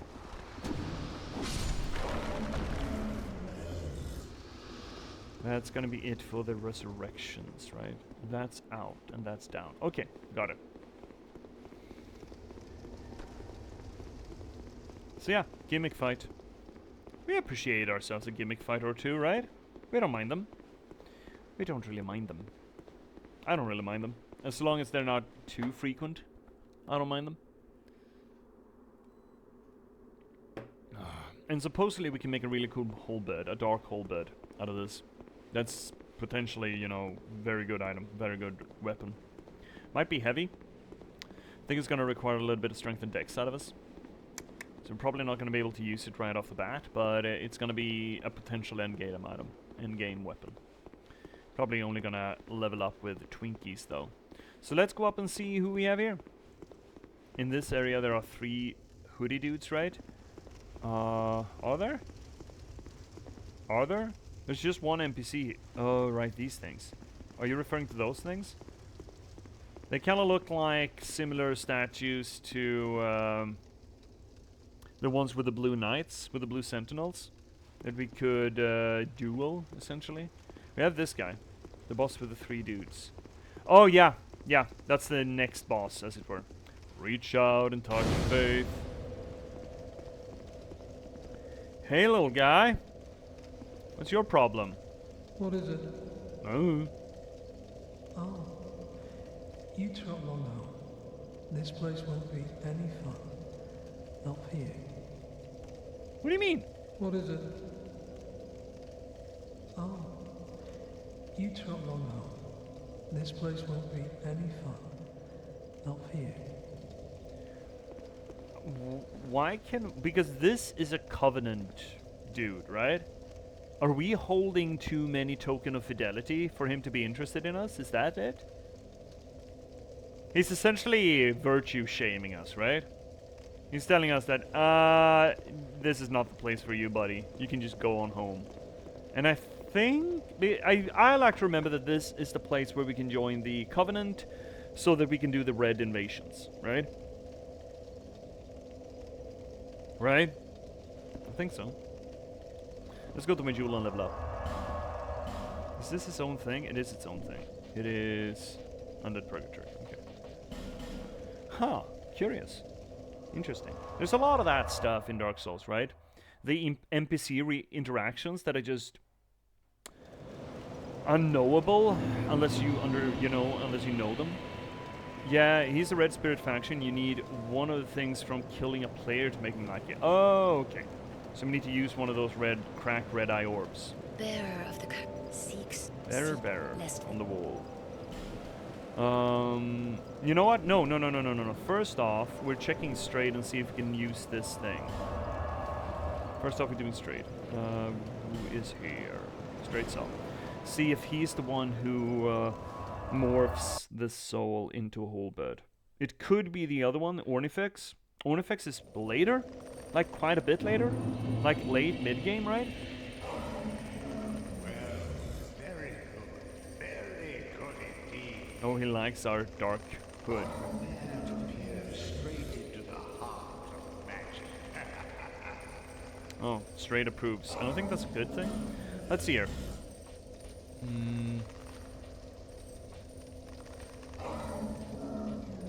No? Am I mistaken? Is this not the soul that gives the thing? Is it the next boss, maybe? Because it would be... This is the thing, right? Lance forged from the soul of the executioner's chariot. This is not it.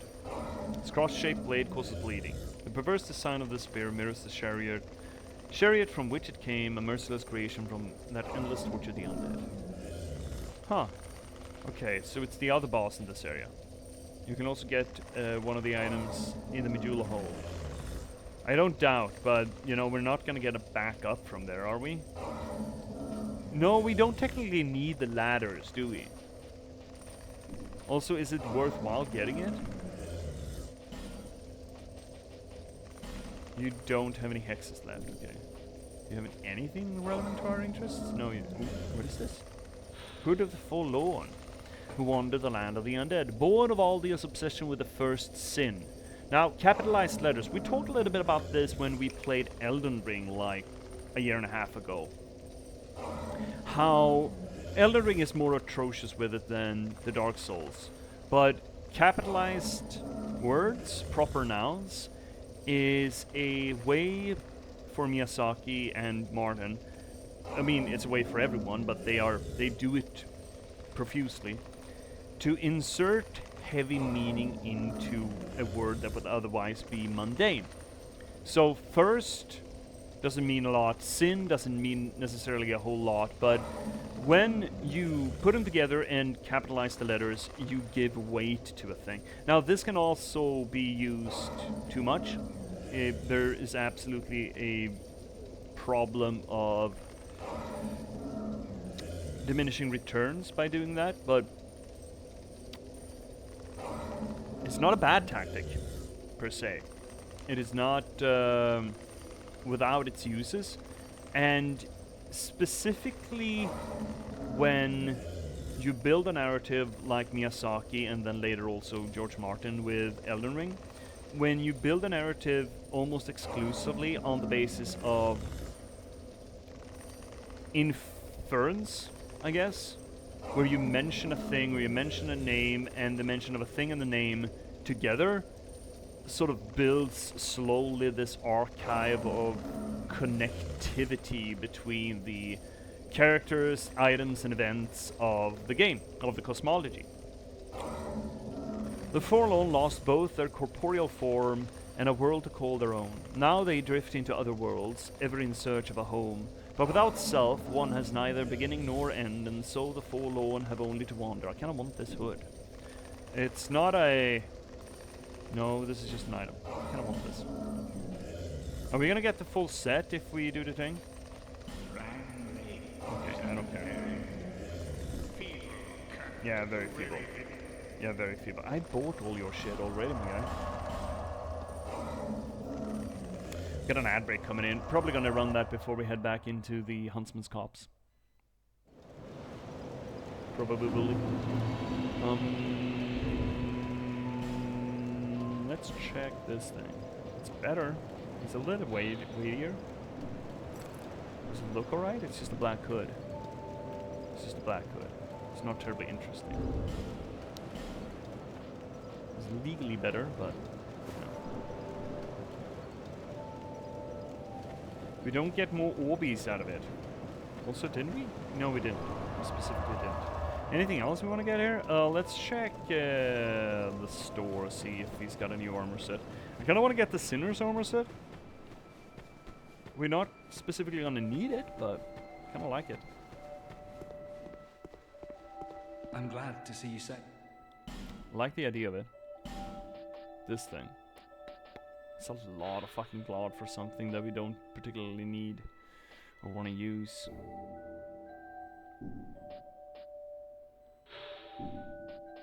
It's heavy too, holy moly. Always open for business. Okay, let's just level. We need the levels. We have lofty aims for this build. So what do we have? We have one lockstone at least. We have 2 lockstones and 1 fragrant branch.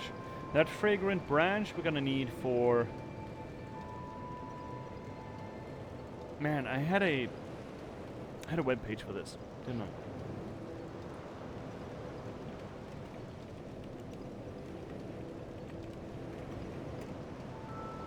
Where we're supposed to use it.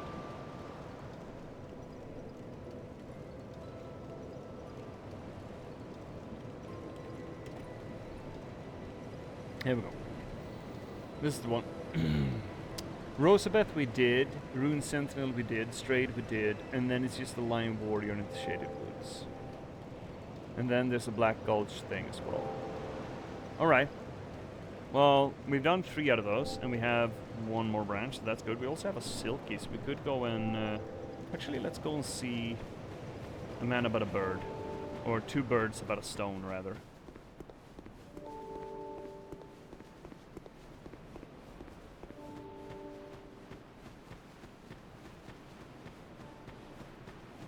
Ooh. 2 minutes till ad break. Maybe we should do this after the ad break. You know, yeah. Let's do this after the ad break. Let's just run the ads. I'm just gonna leave you with Majula. Do we have the music? Can't hear the music. Did we run away from the music? I think we might have run away from the music. There we go. Now we got music. Right? Well, I guess if you... I mean, you're gonna get other music either way. So, let's take a little ad break. Let's see your snack. I always liked the theory Strayed is a disguised world serpent, although it holds little credibility besides Frampton Cave, Dark Souls 1, and Strayed having the same voice actor. Oh, they do. Interesting. Yeah, I can kind of hear that now that you mention it. Look, again, as we said, Sneck, as we've said previously, it is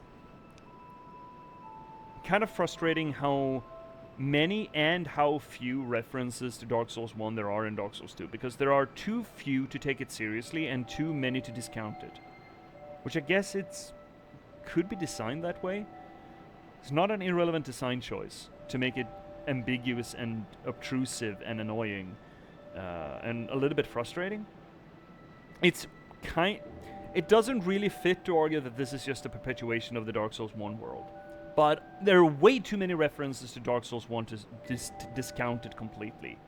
And putting us a little bit in this weird middle seat of it. Let's hear Nick before the ad. Actually, no, they're coming in hard. So, chat, take a little break, stretch your legs, cycle your fluids. I'm going to go make myself some more tea, and we'll be back here in like a little over 3 minutes, yeah? So please don't go anywhere in the meanwhile. Take care of yourselves, and see you soon.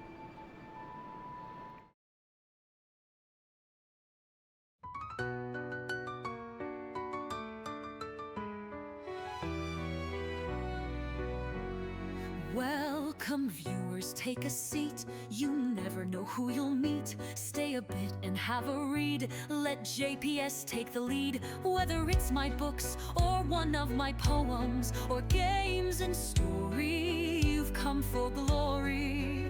Let us dissect this plot. Let us discuss the protagonist. And if we can't cope with it, Skeeta Idibloskopus. And don't hold your breath, I'm just an organism. Let's talk postmodernism.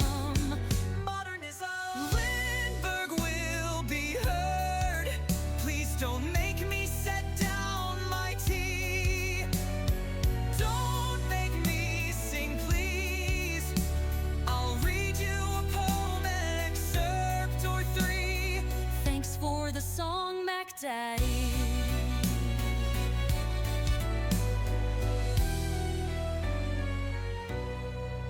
Let me rate your game's toilet. Is there light and TP? Crowbar smashes TNT. Why do all these bottles scare me? Signalis is in demand. See me return to the Oberdin. Take Max Payne by the hand and catch me in Morrowind.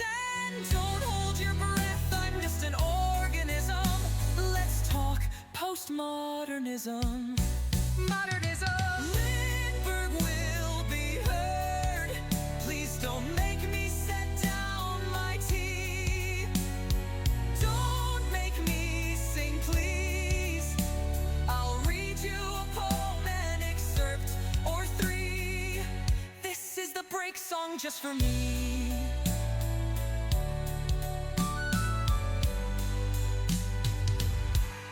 Have you seen luck like mine? They say my books are quite fine. Forks on forks to boggle the mind. Sly like a fox, check out the last box. And not to mention hope, love and loss, and just released by me. Check out my latest book, Patchwork Sovereignty. And don't hold your breath, I'm just an organism. Let's talk postmodernism. Modernism. Lindberg will be heard. Please don't make me set down my tea. Don't make me sing, please. I'll read you a poem, an excerpt or three. The end of the break for me.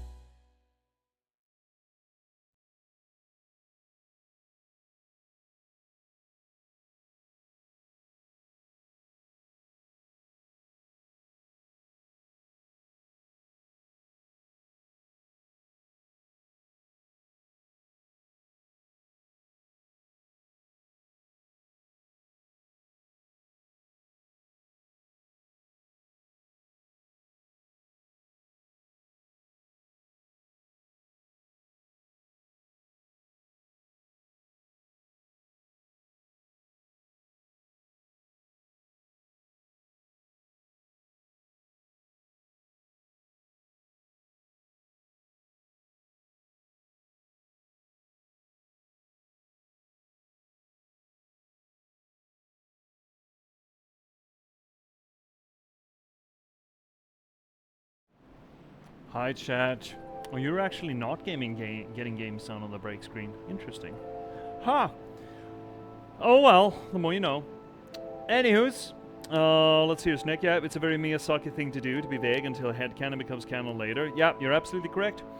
Roy, it's probably up to the person playing. Like, if you want it to be canon, it's canon for you. Yes. I mean, ultimately, it's all up to the person playing, right? Then we're getting into the argument, you know, the death of the author. Roland Barthes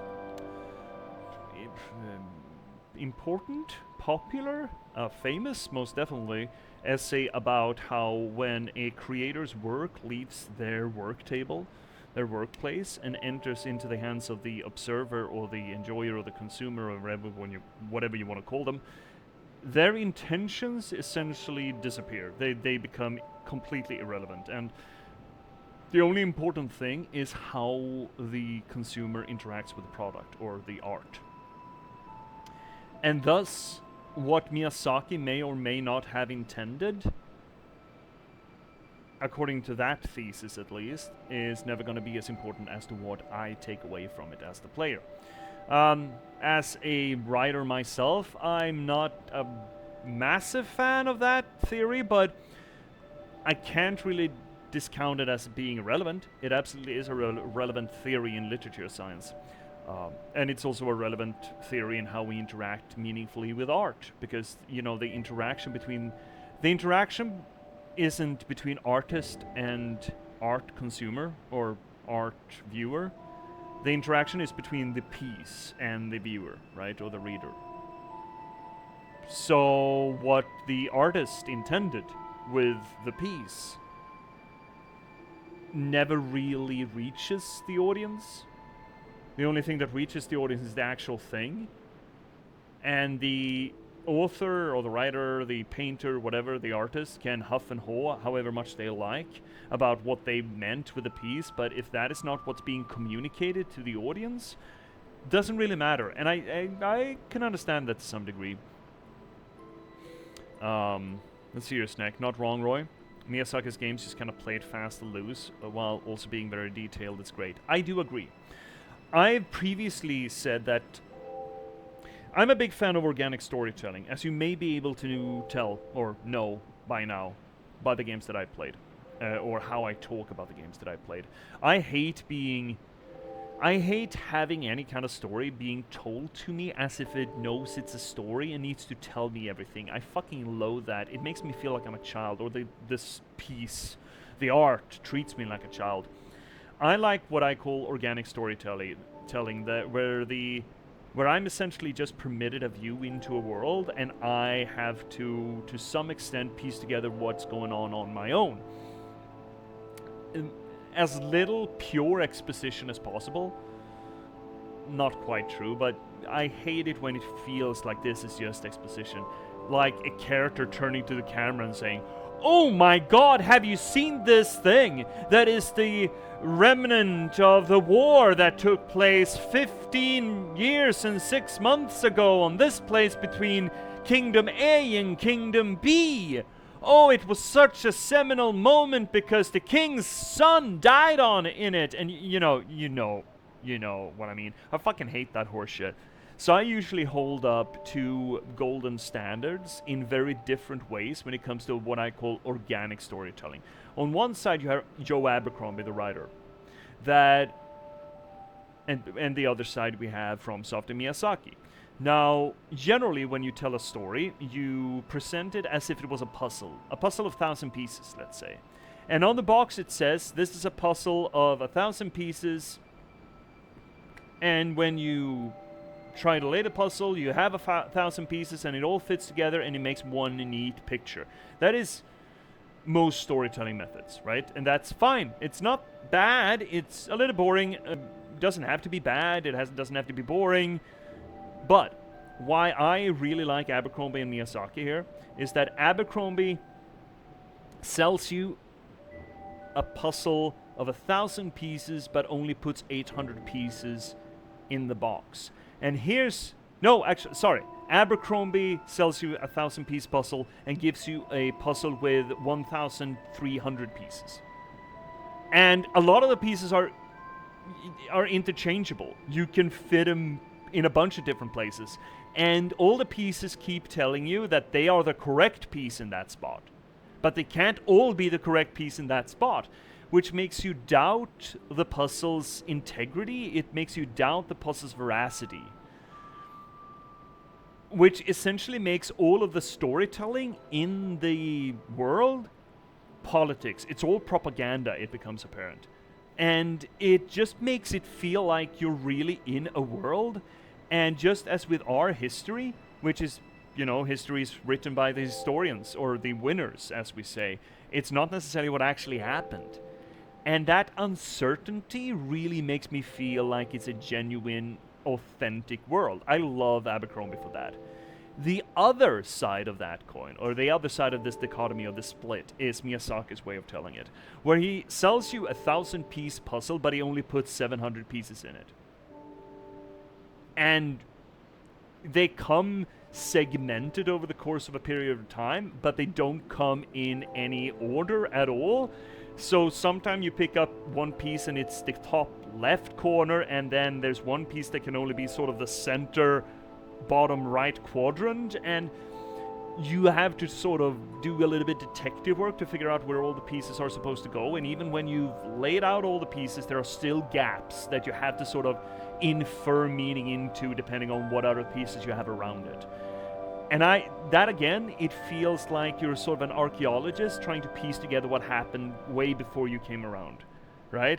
You get this eggshell here, you got this comb here, you got this grave of a warrior over there, and how the fuck do I piece this together into a cohesive culture?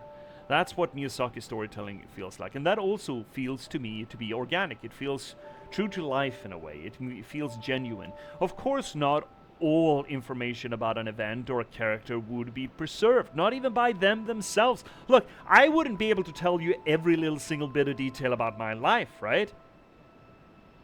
Obviously not. There's going to be gaps. There's going to be gaps in any story, and we fill those gaps by inference, by assumption, or by just making it up. That's essentially how memory works even. Even, organic memory works that way. It fills in gaps, it makes gaps, it pokes holes and then fills it all up. And having just those little bits and pieces everywhere really makes me feel like I'm in the actual world of it. And both of those storytelling extremes, I really, really appreciate. I wouldn't say which one I like the most, I just really appreciate both of them. Let's see here, Roy. I don't really like that theory, neither not saying I don't think it's true. It might be right, it's just that I don't like it because it completely negates the artist's message. Roy, I agree with that statement. I don't like it either, because I would like to have some sort of an agency and authority over what I have written. That is not to say that it's not true, though, because again, I'm not in the living room with every motherfucker who reads my work. My work is the only thing communicating, and my work is the only thing interacting with a person, which means that their interaction with my work is more important as far as artistic expression goes than my interaction with them. And of course, Roland Barthes takes... You're not, I've been scammed. Oh no. Roland Barthes, of course, as with any humanist, all humanist scholars take their theories to the extreme, and you should take their absolutism with a grain of salt, because they can only really sell their thesis by argument. They can't prove it through factual experiments. So what you usually have with any humanities professor or humanities scholar is that they go 120% in on their theory, and you should take it with a little bit of it kind of works in certain regards, at best. And Roland Barthes is an interesting read, and I highly recommend that you read The Death of the Author, it's called. It's a short essay, it's 6 pages. It's available in University of Pennsylvania's open internet, so you can just find it and read it. And I highly recommend that you do, because it is relevant to a lot of modern discourse when it comes to art. But, again, take it with a little bit of grain of salt. Let's see here, Snake. I think that's why people liked Elden Ring stories so much. In the end, you're just a guy and have to learn organically what happened and what tasks need completion besides the vague starting goal of reach the tree. Yeah. Again, that's why I think that's why most people like Miyazaki or FromSoft, because all of the, at least all of Dark Souls and Bloodborne have been about that. That is the story structure of FromSoft, as far as I'm concerned. And then you just got it supercharged with George Martin. So Elden Ring is the absolute supreme example of it, because there's so much cosmology, there are so many dramatis personae, there are so many... the fucking family tree, and the family interactions, and the drama involved in that, and the intrigue involved in that. It reeks of George Martin, and the storytelling method is all Miyazaki, and it's absolute fucking gold. See, Roy, both way of storytelling are really cool when executed well and in the right world. Yeah, again, none of these techniques are a surefire way to do a good job. It's all about execution. No matter which technique you use, you need to do it well. Even the boring techniques, the bog standard 1,000 puzzles, the 1,000 puzzle piece box with 1,000 pieces of puzzle in it, that can also be made well and done well. It's all about execution, right?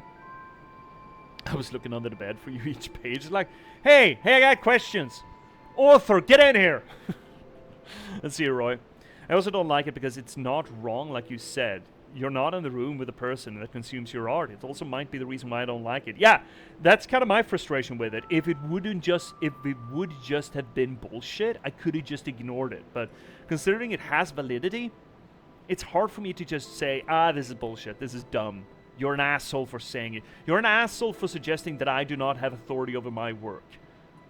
But it is kind of, it has truth to it. I'm not going to say that it is true, but it does have truth to it. And it is a valuable way for us to understand different readings of art, different meanings of art, and also how art evolves away from the intention of the author and adjusts depending on the setting and the environment and the culture that consumes it. So it is a valuable tool. I'd highly recommend you to check it out. I can look it up for you if you want. Death of the Author. Death of the Author from University of Pennsylvania has it in full, and it's like 6 pages, I think. Yeah, 6 pages. Highly recommend that you read this if you're curious. It's a valuable tool, and it's a valuable understanding on how you interact with art. That's why I keep saying you should narrate it. An audiobook can hit so much harder. People keep asking me for an audiobook, and if I had the time, and I had the recording equipment, and I had the confidence that my voice was going to be good enough. I mean, I keep whinging about whether or not my voice is good enough, and yet you're here listening to me every other day. So, obviously it's not atrocious to all people, but it's just really hard to internalize that your voice is good enough to listen to it for 100 hours straight, you know? Let's see, Roy. Yeah, well, done bad storytelling technique is better than a badly executed perfect storytelling technique. Yes. Yes. Or I shouldn't say bad storytelling technique, but a boring one. Like a cookie cutter one. But yeah, everything can be done well. Everything can be done well. And when you're going outside of the, the little square, the little border, and you do something innovative, it's going to be easier to fuck it up. That being said, I've started playing around a lot with narrative voice, and I'm having a lot of fun with it. That's really outside of how it should be done, as it were. Either case, we're going to see Tweedledee and Tweedledum, and I still don't know if that's their actual names in this, or in any other games. But yeah, going back to actually Dark Souls. Oh, screw it. Really? Huh. That's a weird one, right? See? Thank you for doing my job for me, see? That was a weird one. Screw equipment? Why is that automated? Anyway, let's see your cryptic. Screw equipment. The first 15-ish Terry Pratchett books are from Cassetera and our quality is shit. I would not argue the first 15, but the first 5 or 6. As soon as you get to the Night Watch and the Witches, it picks up. I'd argue. And Mort is pretty good as well. But the first 4 or 5, yeah, I don't like them very much. They're really boring. But then they really pick up pace. I still need to pick up more of them. I haven't read the Hog. I think the Hogfather is the next one, and people keep saying that's one of the better ones. I also kind of want to see if the servers have come online again. So maybe we should do a little bit of a reboot to the menu screen once we've done Tweedledee and Tweedledum here. I think it's talking about audio quality. Oh, okay. Audio quality of them. Okay, in that case, I have no idea. I still want to kind of get a proper mic, though. You should do it, honestly. I think it would be an interesting experiment. The amount of time I'd have to put into it. Give us, give us I want these for chat redeems. I want you to have these available to you. Yes, but considering the time, this one, that one I want for you. I just want it for you. What do we get? Human effigy? Yeah. Give us smooth, give us silky. Yes.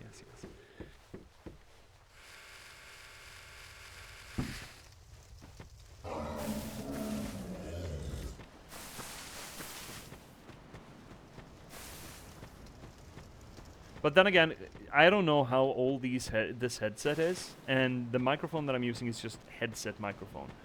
It's gonna fall apart. I keep picking, you know, headphone stuffing out of my ear every once in a while.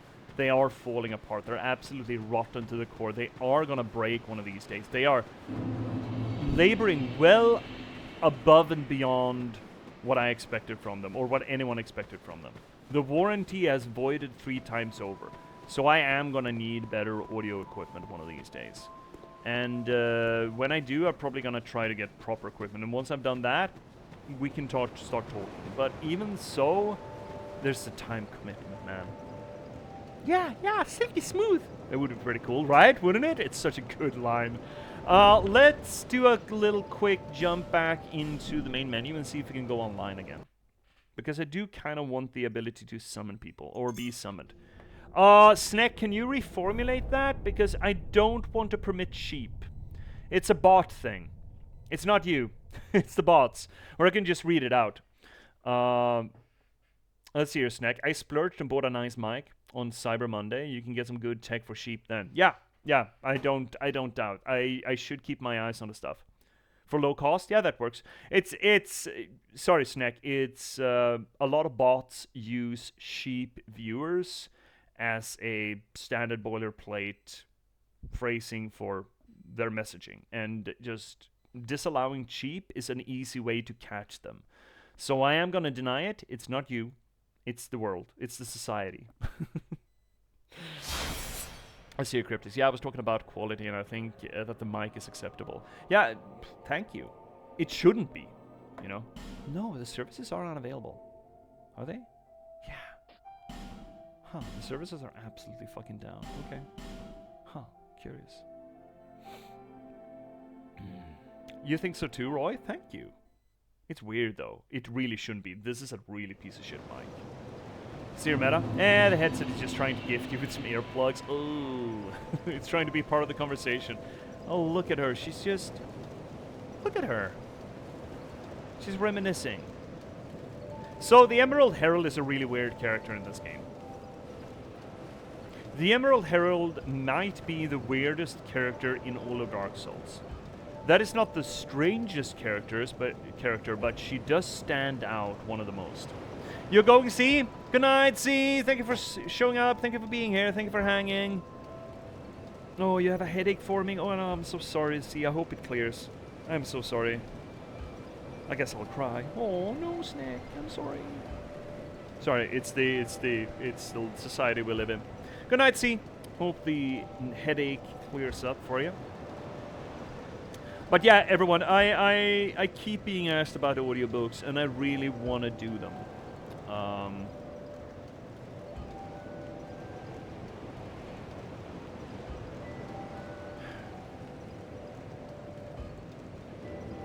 But audio equipment is just one hurdle. The other hurdle is time, because that will take so much goddamn time. And it's not going to happen any time soon, because right now I am low-key producing the next novel, the next Biagafuck calendar novel. That is the same world as the Patchwork Sovereignty.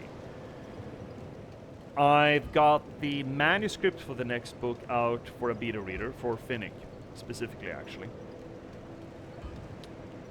And then there's another editing pass on that, and then there's the whole production thing. And I have in my head that maybe I'm gonna be able to release that for next year. In about a year, it's gonna be out, but I'm not sure. And I also want to release a anthology. I think at the same time as that book, or maybe I should wait to be an anthology for another novel. Potentially, I'm gonna wait with it. But I've started editing the old short stories that are available on the online archive, by the way, most of them. Not all of them, but some of them. But maybe I'm taking I'm doing that too fast. Maybe I should wait until more people are excited about, you know, the Patchwork sovereignty and its ilk. So we'll see. But that's going to be this year's production. And then I'd like to write a new book, hopefully. I mean, I also want to produce new stuff. And after that, then maybe I would be interested in doing an audiobook. But then I feel like that kind of project would be not feasible, but then I wouldn't mind inserting that into the workflow, as it were. But it is absolutely a thing that I kind of want to do. Well, I want to get audiobooks for the books.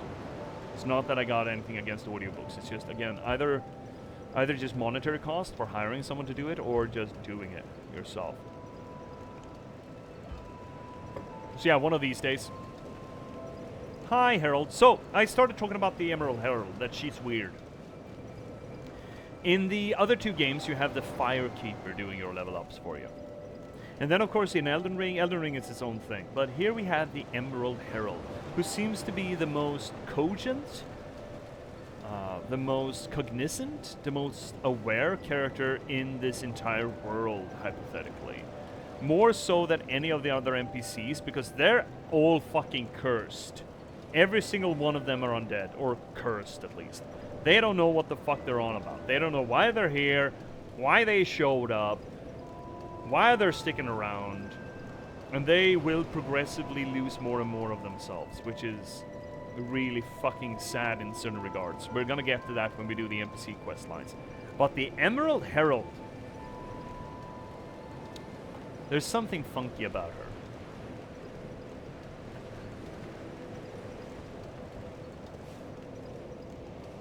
Bearer of the curse. Seek souls. Larger, more powerful souls. Seek She the king. almost... That is the only way. Lest this land swallow you whole. I keep saying that this game as it has has... so many Yeah, sure. I keep saying that this game has a lot of Arthurian mythos to it. Not the mythos itself, but Arthurian atmosphere and mythemes to it.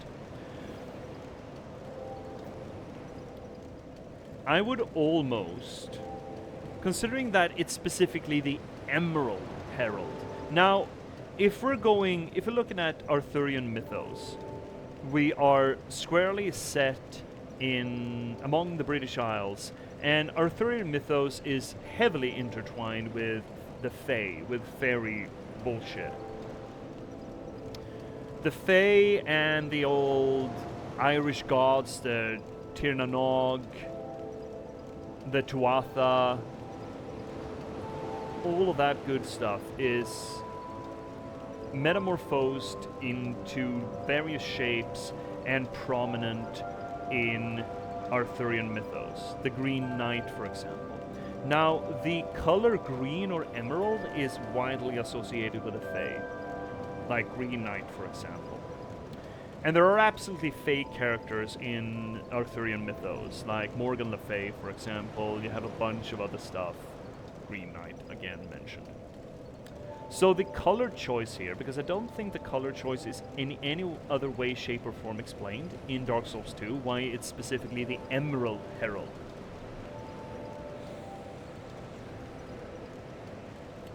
Almost seems to make the Emerald Herald a reinterpretation of something akin to Morgan Le Fay in the Arthur mythos, who is a lover slash opponent to Merlin as it comes to influencing Arthur and influencing the British Isles. It would be unfair to call her the antagonist, though she has definitely been that in certain Arthur myths. Remember that the Arthur myth is not one thing, it is a myriad of competing myths. There's not one single true canon to any of the Arthur stories. Just know that. There are common themes that are common to most of the stories, like the Holy Grail and the Fisher King and the Green Knight and Percival, but even stuff like Lancelot and Guinevere are later introductions. That's not from the base material. It's not one thing, just know that. And Morgan Le Fay, for the same reason, is not one kind of character, but she is around. And let us assume that the Emerald Herald is sort of a reinterpretation of Morgan Le Fay. That makes it interesting. If King Vendrick is King Arthur, then we would be some sort of a usurper of King Arthur's crown after the fact that Arthur failed. Arthur's dream of a kingdom united and his virtue as sovereign has failed, obviously, as is obvious. And the support for Arthur, or Vendrick, or if Vendrick is the good guy in accordance to the old-fashioned perspective of it, then we would be the hostile to Vendrick. And there is a character in this cosmology that kind of fits into the role of Merlin as the support or the guidance of Arthur, Vendrick. And if Vendrick failed, if Vendrick is corrupt, then it would seem to follow also that that support is corrupt. And here we have then the Emerald Herald that does have a relationship with that Merlin wannabe. Then this would put us into the role of essentially the usurper of Arthur. Which is an interesting way of looking at this game. I know that but I have strongly felt that the game does have Arthurian elements to it. But I've never really looked at the Emerald Herald and what will later come to be Oldia. We'll get to Oldia in Act 3. But that puts us in a very interesting position. Let's see her cryptics. She's kind of tied to Velka in this game. Did you see she has feathers in when she levels you? Velka is the Dark Souls 1 goddess of punishing sin, correct? She's the Raven goddess, correct? She punishes sin and she forgives sin, if applicable, right? What else about the Emerald Herald screams Velka? Because I've missed that entirely. One each. And then more attunement. And we're actually going to get that second slot. Yeah, that's good. Also, attunement gives us agility, which means that we could probably drop adaptation a bit eventually. Yeah, there's a feather there. Is that all? That I feel like if that feather is all you're going on, besides the black feather, nothing really. Okay, I feel like that's grasping, and that's me saying it, and I grasp a lot. But I kind of feel that's grasping it. Now we got an actual bot in here. Actual bot, by the way. Right, well, I don't want to use this ring. And we can't use this because that's a PvP item. Because we're using kitty ring. Maybe, but still, why a feather?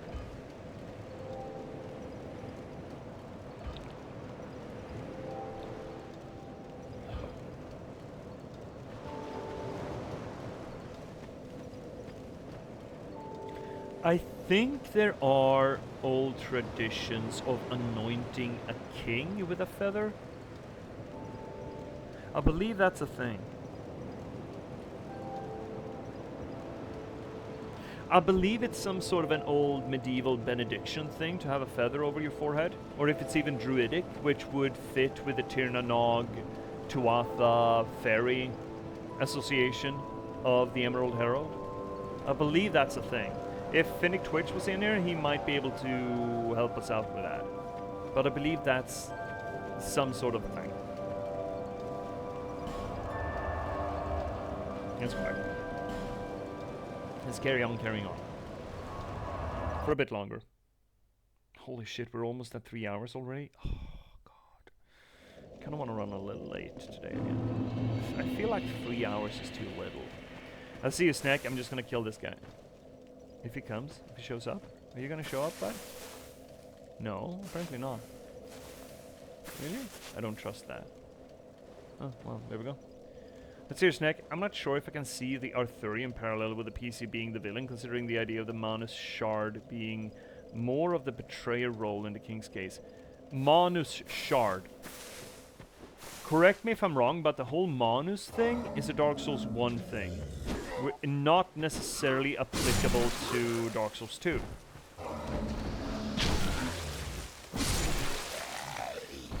Again, I understand the draw to use Dark Souls 1 lore and cosmology for this game, but I don't think that's a given. That's not to say that it's incorrect, just that it's not necessarily applicable. And the Arthurian, I could go into a digest, but I think I might need the Discord for it. But I could do it in the digest and in the Discord to go through why I feel and think that this has Arthurian elements to it, that is associated to Arthurian mythos. Not a lot of DS1 lore was forced a bit. No, a lot of DS1 lore was forced a bit into Dark Souls 2. Yeah, I mean, there are references to it. Stray just absolutely dumped a bunch of references to it for us. But I also, corollary to that, feel that some of that stuff is not enough to make a ruling. As we've said, there is too much reference to Dark Souls 1 in Dark Souls 2 that we can't discount it, but there's also too little to be sure that it's actually a continuation of the world. Manus of the Abyss, all dark magic stems from. According to Dark Souls 1, yes. There's a canon guidebook stating that the Queen Consort is a Manus Shard. The Queen Consort is certainly all about dark, yes. And the king picked her up somewhere, and she drove him to make war with the giants.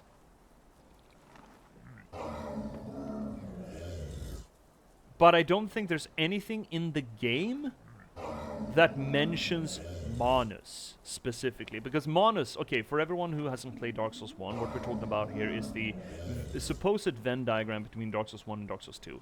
In the Dark Souls 1, Manus was supposedly the first primordial human who rejected the flame of the divine spark that the lords, the gods, took, and instead cultivated this inherent darkness in humanity, and thus almost kind of gave birth to the abyss, what Artorias fought, for example. It's the primordial father of both humanity and the dark, as it were.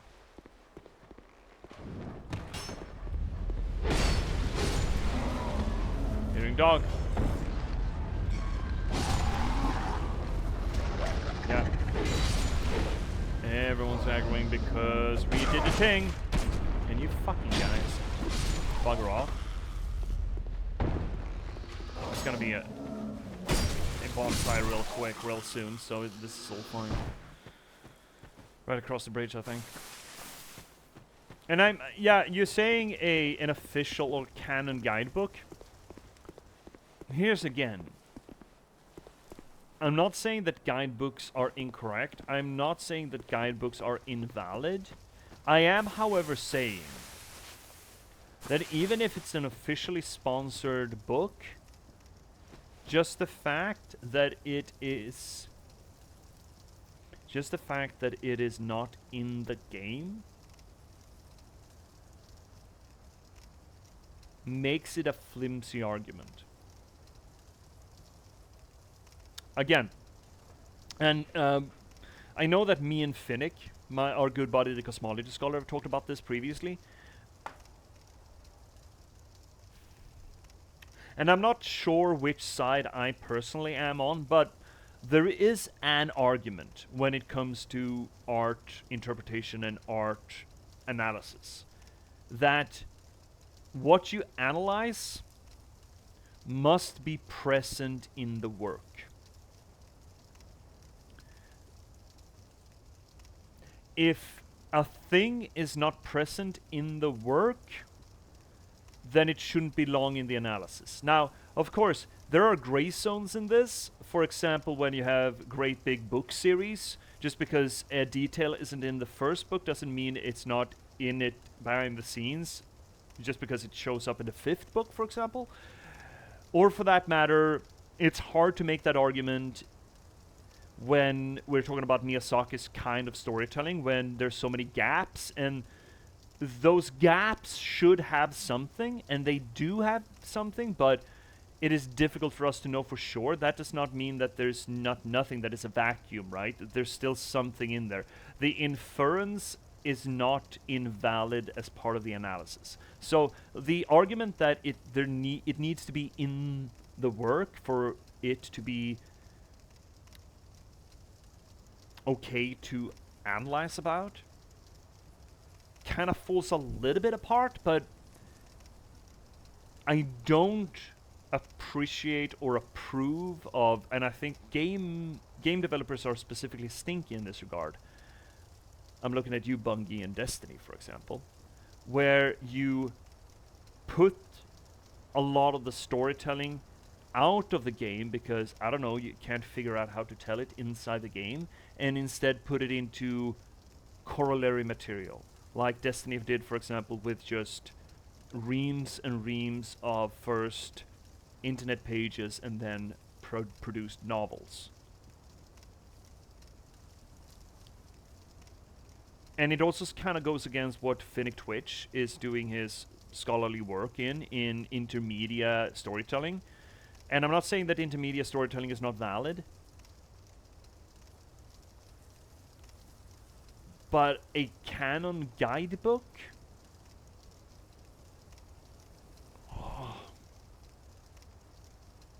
That is essentially a look at a gleam of material that was in the design documents. And again, going back to the death of the author, if it's not here, it is not something that we can interact with.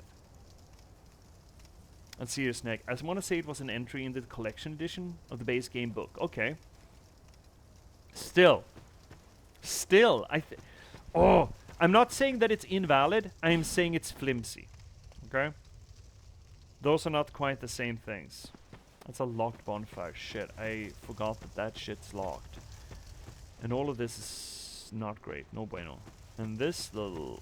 that's just rock with people on it, right? That's just not congealed people. Right, this area is fun. I remember this area being all about being fun. I'm just... Again, Snack, I'm not saying it's invalid. I'm just saying that it's not a given that we should...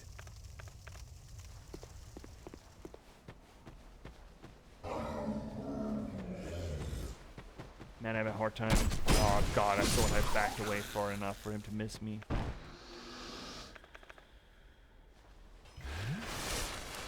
Hate this area. This trip is no fun. Where is he? Oh, there he is.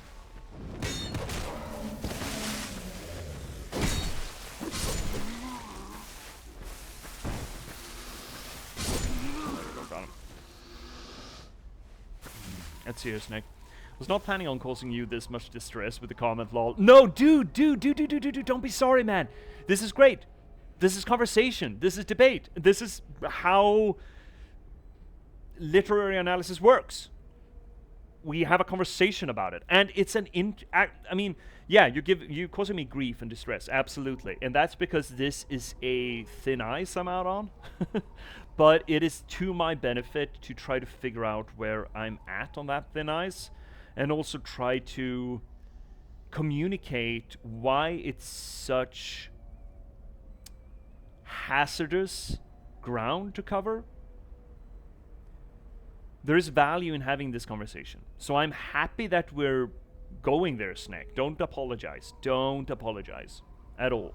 This is great stuff, I think, at least. I think it's interesting. And specifically when we're talking about Miyazaki, right? When we're talking about FromSoft storytelling, as we just mentioned. Cryptics, if you make J.P.S move 2 steps per minute, he's enjoying himself? Yes! Exactly. If you're slowing down the gameplay to this degree, I'm enjoying myself. But it is... Oh, shit. I mean, it's hard, man. And we got another NPC invasion here, I think.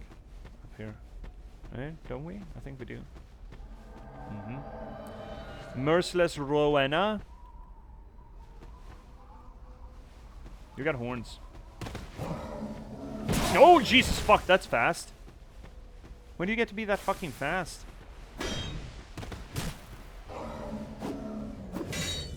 Oh. You do apicati? Ooh! Your scythe is cool.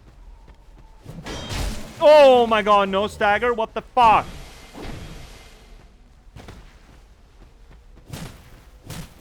Oh, you got 3? Oh, that's bullshit.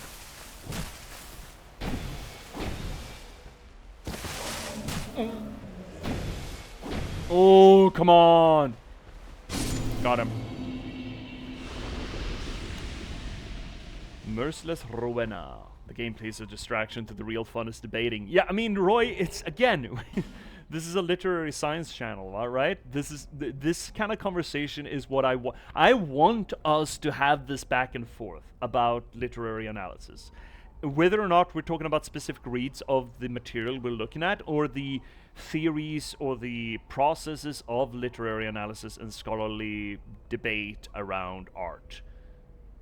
That's what we're supposed to do, and I do like when you fight back. When it's not just me talking, you know, just spouting just on my fucking soapbox. So I do enjoy it. I do enjoy it.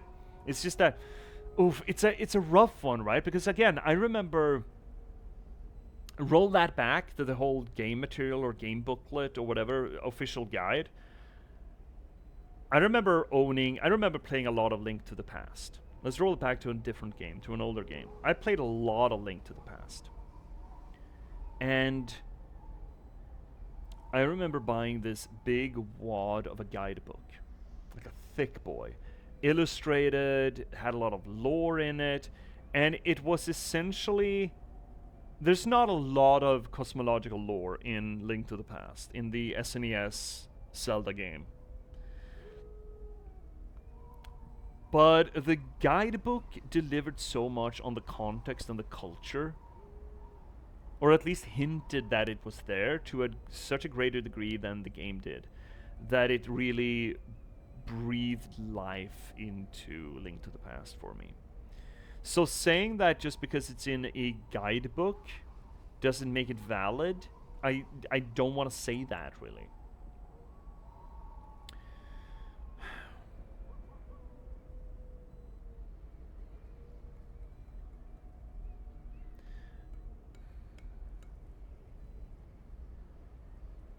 But at the same time, when we're talking about this specifically, and suggesting that, or saying that, I forget her name, but the queen being a part of Manus, considering that Manus is never mentioned anywhere else, or anywhere. No, he's not even never mentioned anywhere else. He's never mentioned, period, in this game.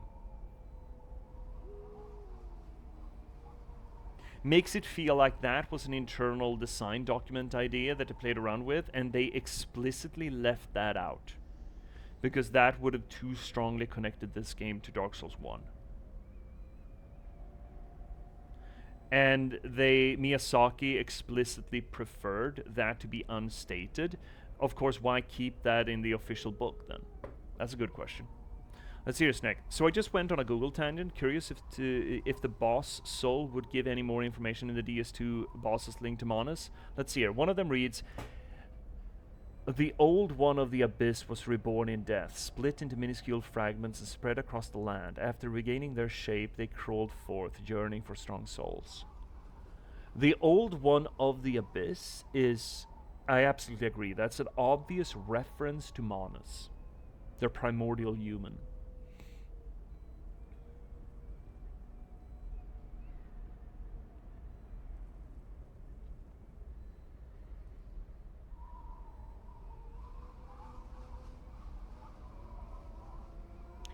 Sneck, let's keep an eye out for that as we progress in the game. Because if I escalate this disregard for the inclusion of Manus in Dark Souls 2, I'm gonna end up in selective blindness territory real fucking hard. By going with the argument, yeah, just because they mentioned a Manus in Dark Souls 2 doesn't mean that it's the same Manus in Dark Souls 1, and that's a weak argument. That is a really weak argument. So let's keep our eyes out for that as we progress. Undead lockaway key. I think that was the key that we wanted, right? I believe that's it. Oh, you little bastard. Oh, I'm gonna give you a stinky shower. Think you can sit up there on your fucking branch and just stinky poos on me? Oh shit, lost the item. So let's keep our eyes out for that, yeah? As we progress through the game. Huh. I'm hemming and hawing. I'm literally hemming and hawing. No, you don't. Oh, God fucking hate this place. It shot me right in the head. Let's see if we can unlock that thing. Also, yeah, we have not made as much progress as I would have liked. Man, 3 hours is too little. 3 hours is way too little. It's too short a stream, man. Now I'm wondering how many other Dark Element souls have a reference to the abyss itself, as the proper noun would be in direct reference to Manus then. Yeah, I mean, again, let's keep an eye out for it, yeah? Let's evaluate that thesis statement as we progress through the game and keep an eye out for it. Because now, I'm engaged.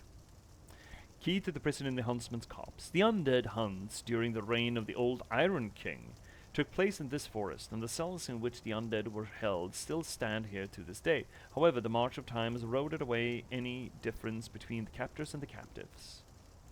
So, this is the first mention we have of the old Iron King, which is the next big old soul that we're moving towards here. Seeming to suggest, as Strayed said, that so many kingdoms have been here previously and fallen here previously.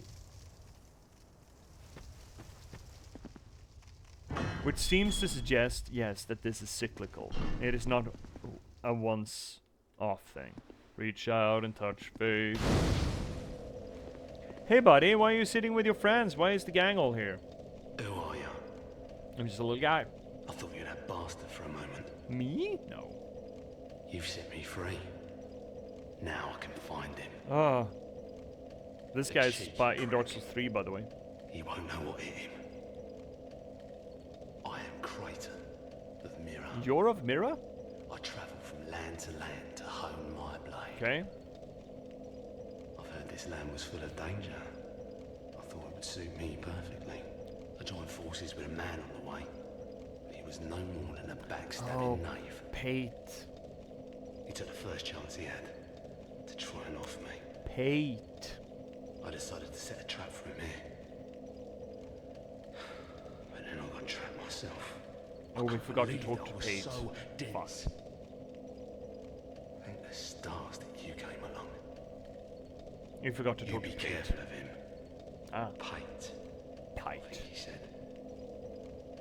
He wears this rather unusual ring. You know it when you see it. I've seen his type before. He kills entirely for the pleasure of it. I'm sure I won't be his last victim. man's better off dead.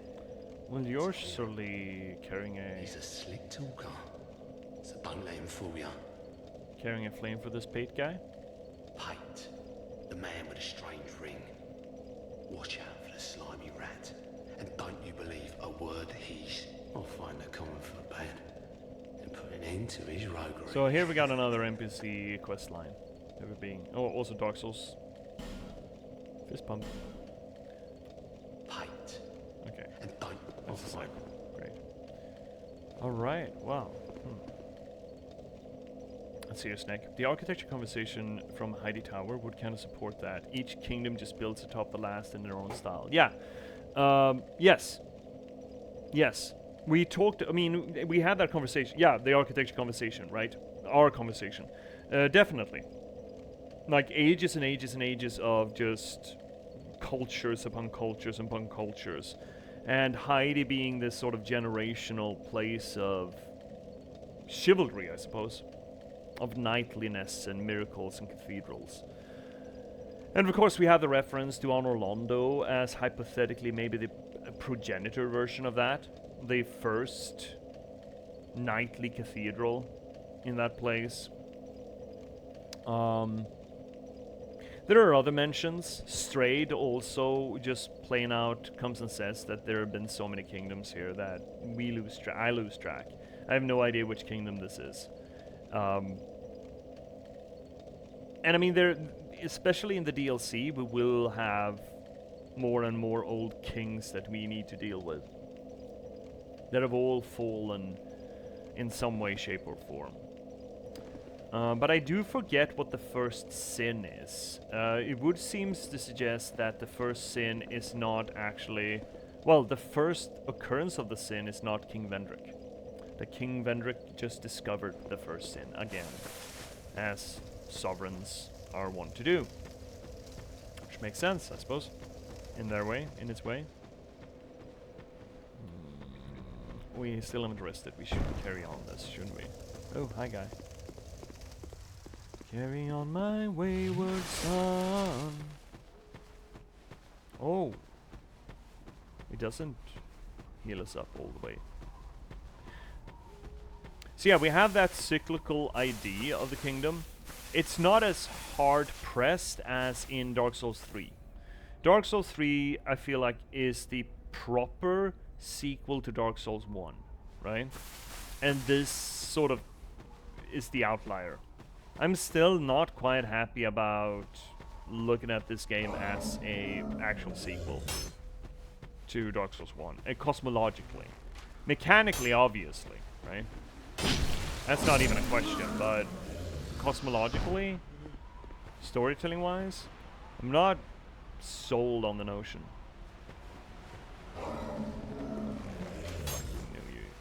I know you. I know your tricks, Dewey.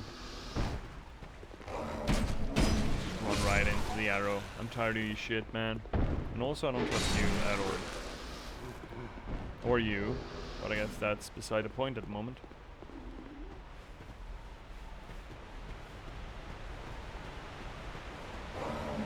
So this is also, by the way, the alright, you. Oh!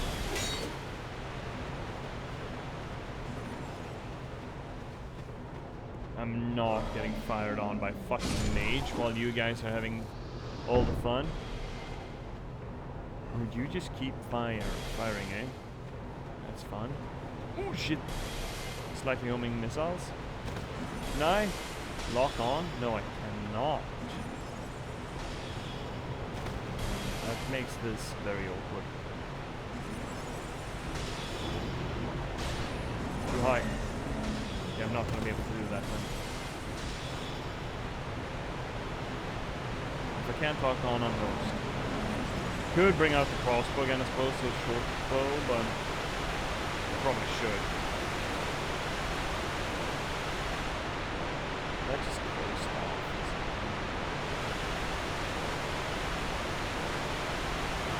Shit, items. I see items up there. Fuck. can see a snake. I remember at launch people arguing that this is an entire other realm impacted by the events of DS1, and others saying it's another landmass in the same world, and that's why there's DS1 faction influence. Again, I think Miyazaki's just laughing at his fucking grave. Also, ad break coming in, but I'm just gonna let it run.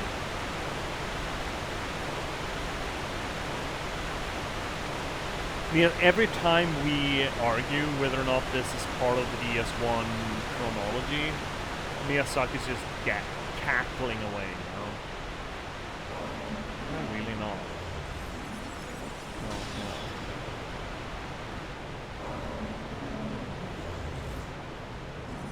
This is a bad place to deal with them. Yeah, we're going up and jumping down because apparently there was a ledge there. So we can go across there, which we probably will. Yeah, ads coming up right now. Deal with them, chat. Be adults. There's nothing adult about suffering through commercialism. I'm sorry that I even alluded as much. Okay. Let's jump across there, but that doesn't really help me, does it? And I still can't target you. No, but I could shoot you from up here. Do we have anything decent to shoot with? We only have 3 more blots. We did get a short bow. Maybe we can use that. We can. Let's do that. Because I do think we have more arrows than we do blots. Oh shit, wrong one. There we go. Oh, so many more. Flyer arrows? Yeah, let's go for flyer arrow. Right? No, incorrect. Let's kill this guy.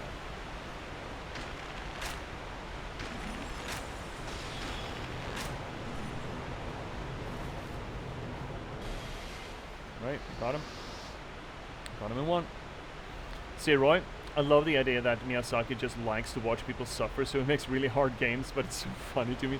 I mean, again, I keep arguing that the Dark Souls games are not as hard as people make them out to be. They are just really... Oh, that was close. They are just unforgiving. No, they're not even unforgiving. Oh, flamberge. It's that they expect you to listen to the lessons that they teach you. And oh, you didn't listen to my lesson. Well, I'm gonna really honk you then. There you go. There we go. Great sword with an undulating blade. Dex blade. Interesting. Not as good dex blade as this thing. Fuck, I love the Dragon Lake sword. I think it's a really cool sword, but we're not doing dex builds, so you know. Oh well. Well, where's the path across? It's back, right? It's there.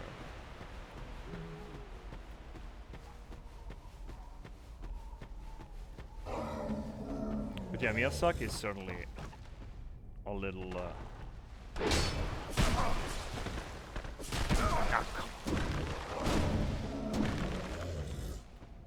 Oh, you guys are not gonna stay down, are you? Oh, I'm hearing the chaos. Oh, the curse jars too. Man, I love this place. I hate this place. What is that? Who is that? Also, you are gonna have to break. I hate you. There's one more necromancer in here, but I think he's further in. Magic mace? Just a magic mace. Curious. What's so magic about it? Oh, it's just magic. Okay. Club fitted for blah blah blah blah blah. Mace is an archetypal. Okay, so you do already. Oh shit. Okay, he has started aggroing. Great. Okay, so we're in for a penny, in for a pound.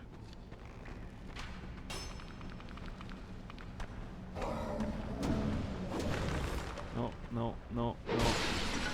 There he is. There's the boy.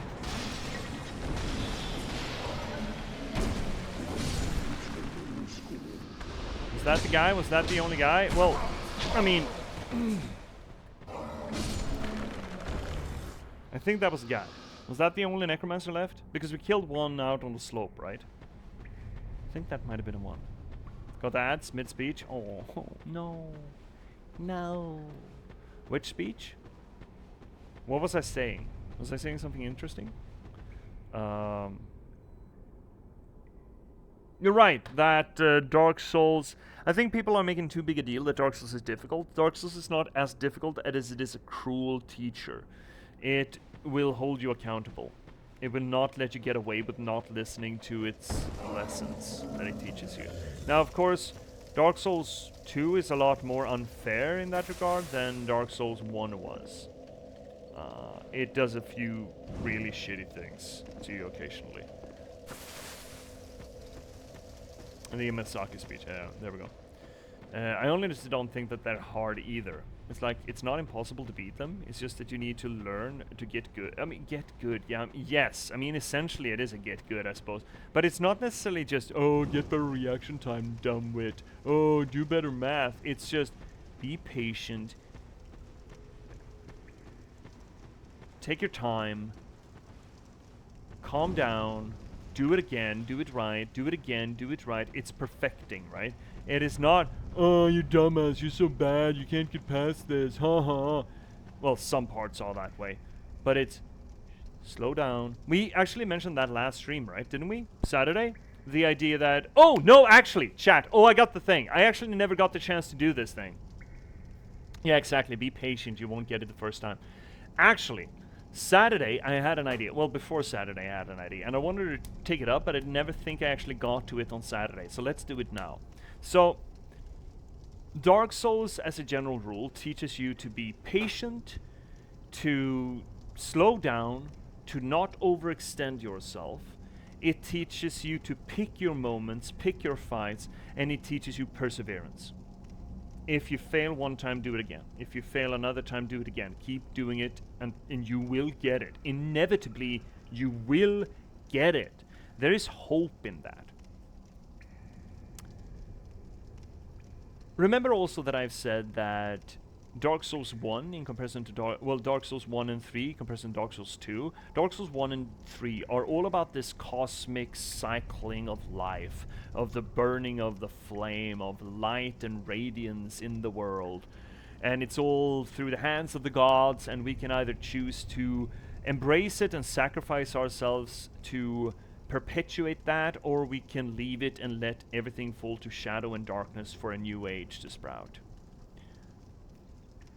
But Dark Souls 2 is so much more of a personal journey. Remember, the curse here is not about the end of the world. The curse here is about you losing yourself. It's all a solipsistic effort. This kingdom, sure, this kingdom's fucked, and it will remain fucked until the true king gets his shit together, essentially. But even that is, I mean, Vendrick, I think, no, he's past the point of no return at this point, I think, but still, it's who are you in regards to the kingdom. It's all about you. It's a solipsistic journey. One reason why I really like this game's cosmology, as opposed to, not quite opposed to, but in contrast with the other two. So if the mechanics of the game, if fighting, getting beat up, remembering yourself, and persevering is the main mechanic of the game, it's also the main journey of the main character. It is thematic and atmospheric stuff of the narrative. Then you can also see how the Dark Souls way of playing a game doesn't just reinforce certain shallow capacities like perseverance, tenacity, stubbornness. It also kind of tells you that is how you maintain, you cultivate, and you find yourself. It is almost a bit Zen in that way, right? It teaches us to, so long as we persevere, take it calmly, slowly, bit by bit, we will succeed. And by succeeding, if we infer what does succeed mean into the game lore, that is essentially we will find ourselves. We will cure the curse, and we will regain our true self. So Dark Souls 2, the messaging of Dark Souls 2 is almost this Zen philosophy of just be mindful, take your time, do it over again, and never give up. And you will be your best, completest self at the end of the day. And that's kind of fucking beautiful, I think. I don't think that the other Dark Souls really lean that hard into that sort of philosophical, metaphysical connection between its gameplay and some sort of a mission statement. But I do think that it is beautiful. Now, let's see if we can catch up here. Cryptics. It teaches you to have enough controllers for spare. Yes, yeah, that's also a thing that it teaches. Roy. Yeah, it's not impossible. It's really easy when you die a couple of times. It's actually really easy if you learn the patterns of the bosses. Yeah, essentially, eventually you will just learn the game and you can just, run through it. Snack. Embrace suffering until Stockholm Syndrome wins and you love Miyazaki. But embracing... Good night, cats! Good night, buddy! Embracing suffering, I think, is not completely irrelevant because there is a certain Buddhist... Again, Zen. There is a certain Buddhist vein to this game. Dark Souls 2 specifically, but not exclusively.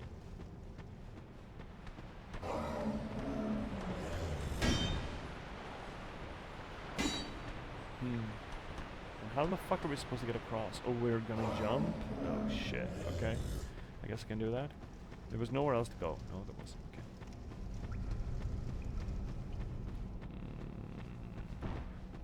Okay. Whee! Close. I would love to be able to get this boss before we call it for the night.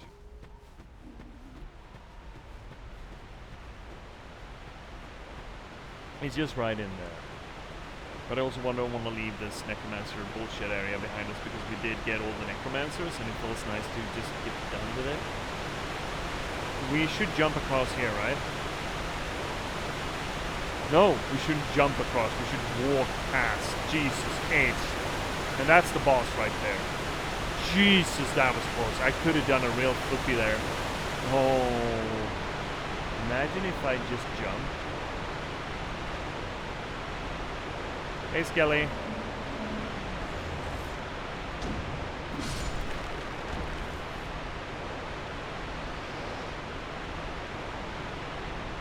Well, here comes the 3 Roby asshole dudes. Yes. Yes. I hope there's going to be some sort of an NPC to help us deal. You're an archer, right? No, you weren't. Oh, shit. Stamina. Yeah, stamina.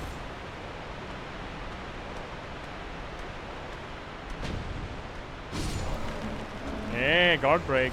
Like a fucking god. Shit. Got him? We got him. I think. Yeah, surely we got him. Yeah, we get. Ooh, a Stew's shard too? Fuck yes, get. Pull it, crank it.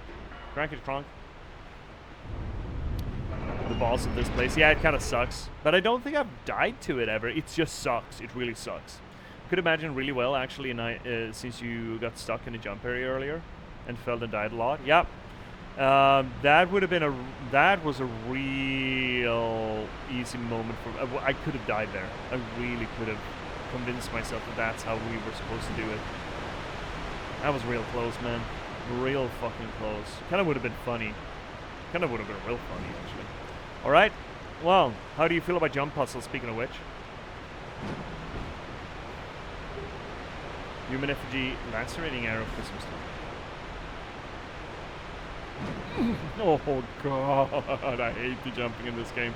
Give me a fucking jump button! Imagine that it took us Elden Ring to get a jump button. Combustion. 3 Titanite shard, that's not bad.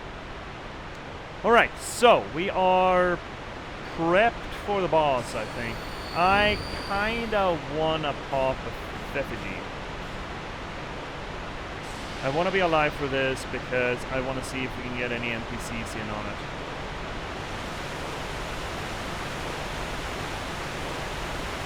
Two Stews. There are no people here. We gotta do it ourselves. Hey chat.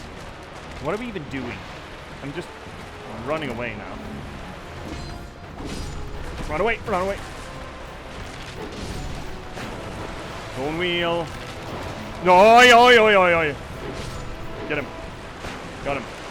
These don't spawn in perpetuity, right?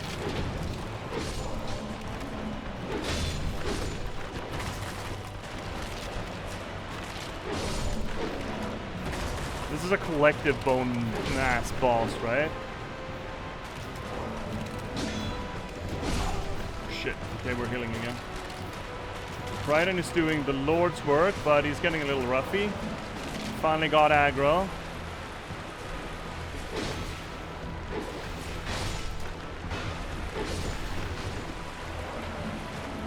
He's doing real well, though. Oh, no. We don't like that. We don't want that to happen. No, no, no, no. Ah, we got it. Holy, Crichton really did work here. Skeleton Lord Soul. Great. That is actually what we wanted the first time around. Woo-wee! Didn't. Yatta! Never didn't have it. Your sword is fire, which is their weakness. Oh, really? Fun. Also, fun fact, immune to poison, learned that the hard way. I mean, that kind of makes sense though, right? Skeletons being immune to poison. So they kind of did a soft repeat of this boss in Bloodborne, the Shades. Otherwise, kind of a nonsense fight, really. It means very little, I suppose, right? It's just skeleton spam. It's not terribly interesting. Where's the exit? That's not the exit. There we go. No, that's not the exit either. Where's the fucking exit?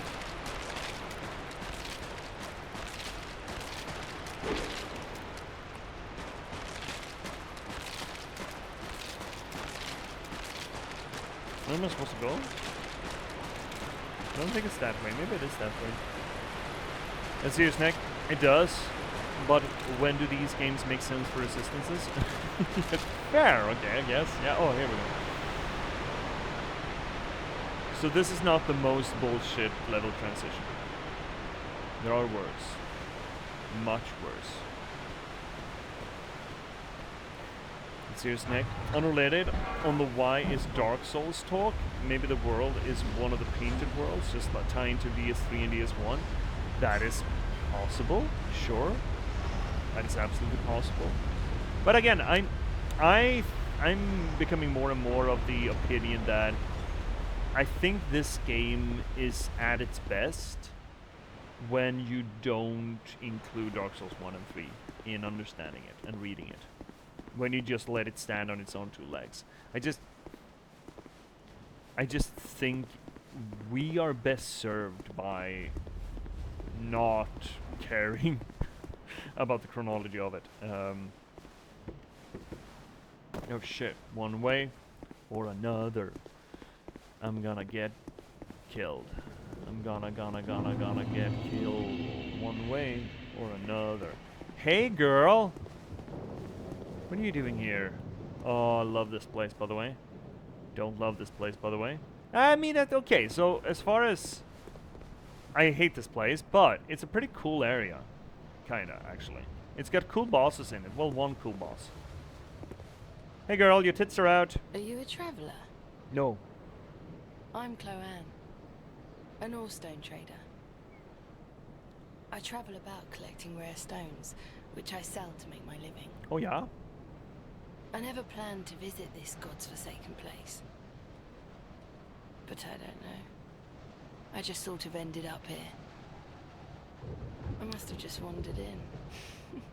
Again, doesn't know why she came here But or now how that she I'm came here.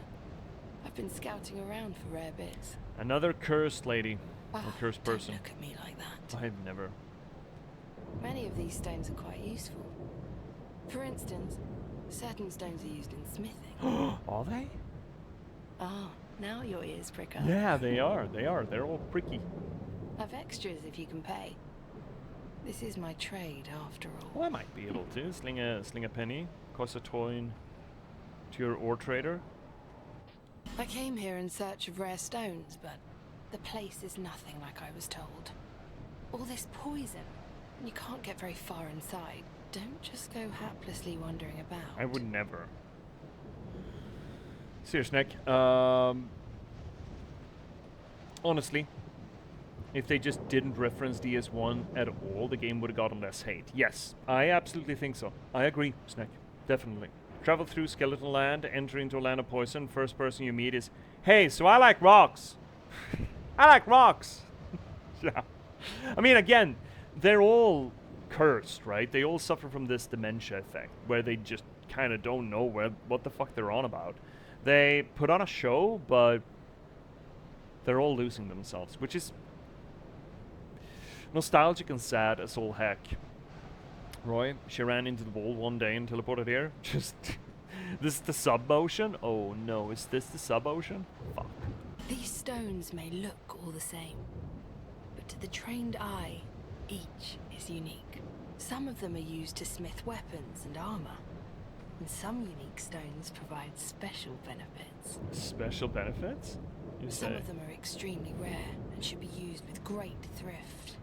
None of the differences are easily spotted, but I've learned quite a lot, really. Dark Souls laughed in. Drang Lake. Uh-huh.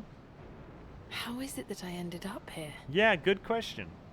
How It's is it? funny. I can't seem to remember. They're all fucking cursed. I don't know, I find it profoundly creepy. Where I mean this belongs in a horror story, right? A town, imagine a town where all the inhabitants, none of them remember how they got there, why they got there. They just sort of wander into town at some point or another. It almost brings to mind purgatory or some sort of divine punishment. It's that unknown factor to it, and I think it's really cool. I think it's eerily well dealt with in this game. Did you teleport here because of the magic portal in the in the stone or brain damage? We don't know, but it just happened. Snack correction. Really likes rocks. Really likes rocks. Enough to give you a rocky sales pitch. Oh shit, dude. But actually, we have a word for that. We have a thing for that. We have a specific thing for that. I've searched every nook and cranny here. I suppose it's time to move on. Yeah, probably. This place Perhaps sucks. we'll meet again, if we live that long. Oh, Dark Souls laughter. Sure. I've searched Yeah, let's look what you have. Bonfire aesthetic.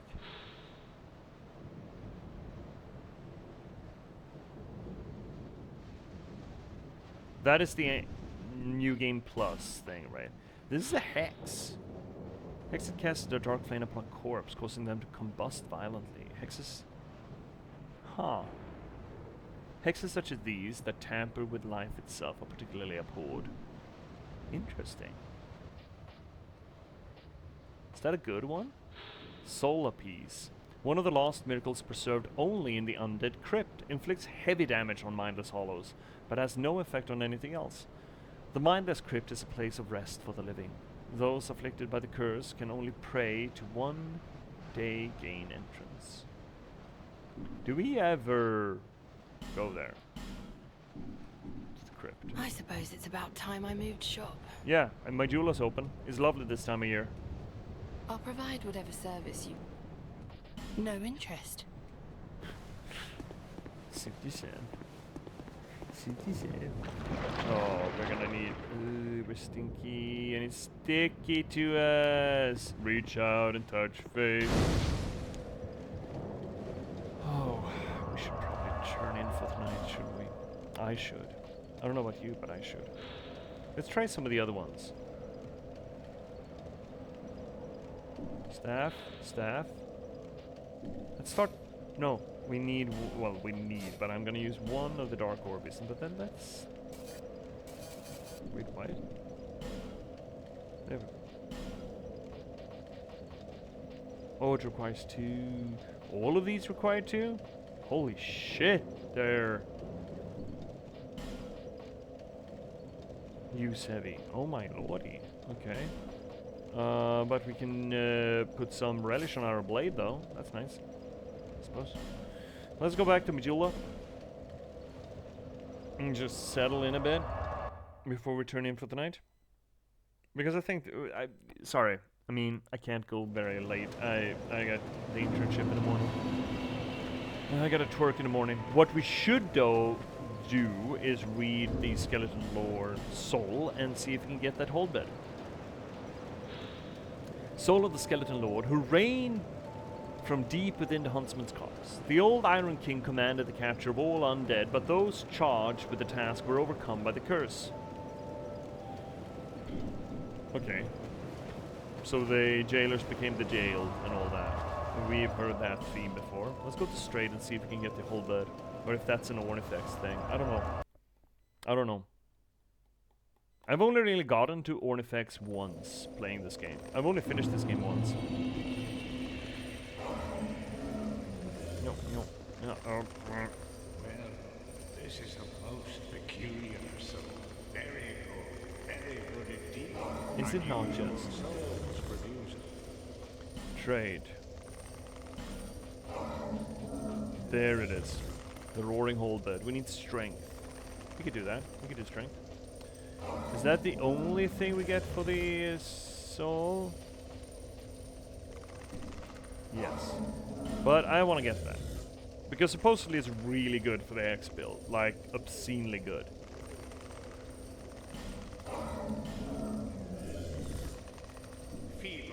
Oh my god, I bought a fucking thing from you. Don't be like that. Don't be like that. Not to me. We're not going to be able to... 16 strength. We got like 10 now, right?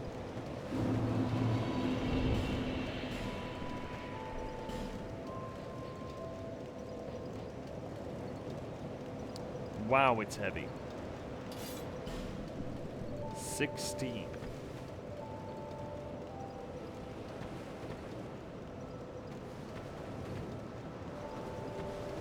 So we're not going to be able to use it one-handed.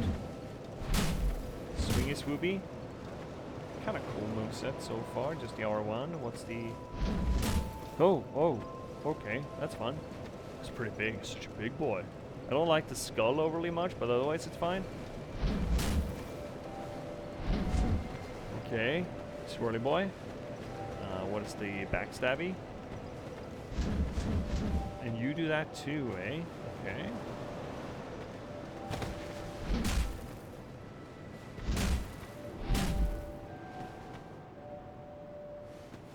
Okay, what else do we have? This thing.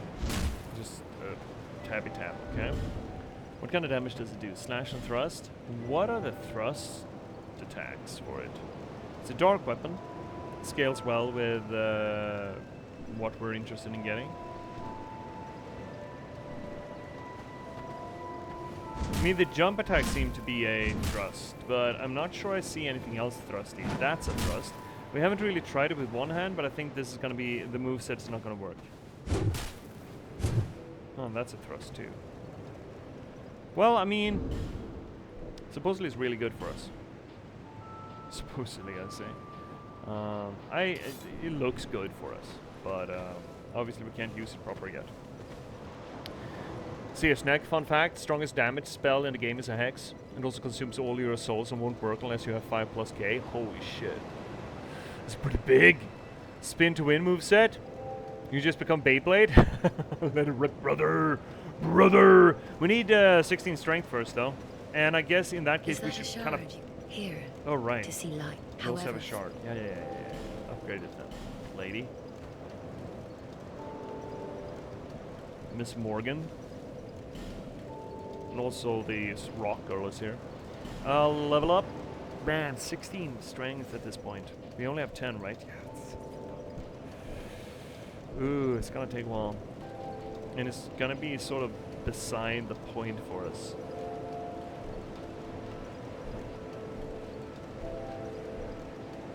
But I mean, we need it. Well, we want it. Maybe we should burn through our souls. Our pickies. We have quite a bit. We haven't... Look, we got so many. We could just pop these. Right? No, I missed. Did it badly. I did it.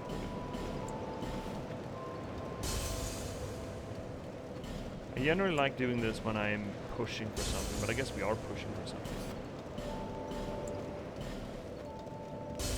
And there's no real use just sitting on them, I suppose. This is not going to be enough.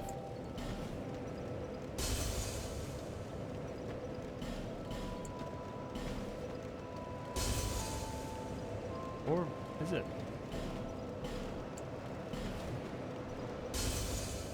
Pick up dumbbells and train for 30 minutes, and you will have enough strength. Are you sure 30 minutes is going to be enough, Roy? Are you absolutely certain about that? 47 is not going to be enough, but it will get us part of the way. Pretty fucking close. And this feels like such wasted points, though.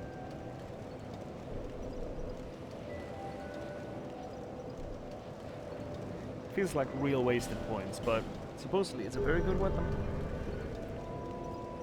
And also, I might anyway want to do a reroll of the character because the hexes seem to be real attunement heavy, and attunement actually does give us agility, and agility is the iframes. And the reason why we got so much adaptivity, is that the word for it? Adaptability, yeah, is to get the agility up. So when we get enough attunement up, we might actually want to divest from adaptability. So at some point we might actually want to re-roll anyway. Yeah, video game logic, you know. It's not only a very good weapon, but it's also really cool. Yeah, I mean we're going for it. We're going for it. We need another level for it. Can we? No, we can't. And we're not gonna pop these things. Even though we could. We're not. We're gonna leave it at that. It's one more level. However, it also makes us so fucking fat.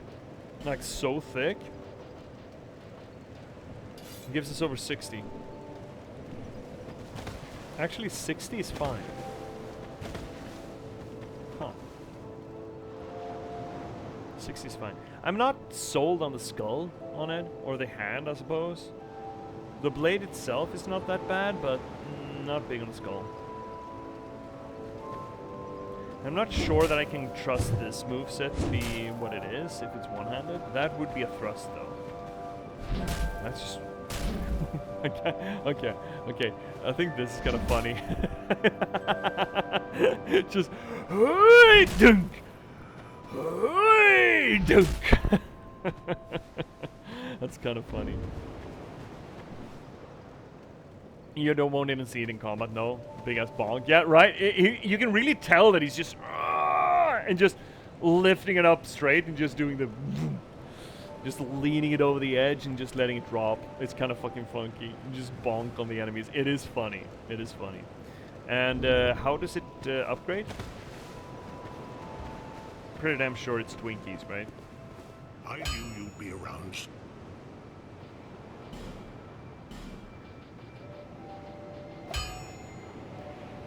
Dragon Bow. Look at that level up from 124 to 161. What is the staff?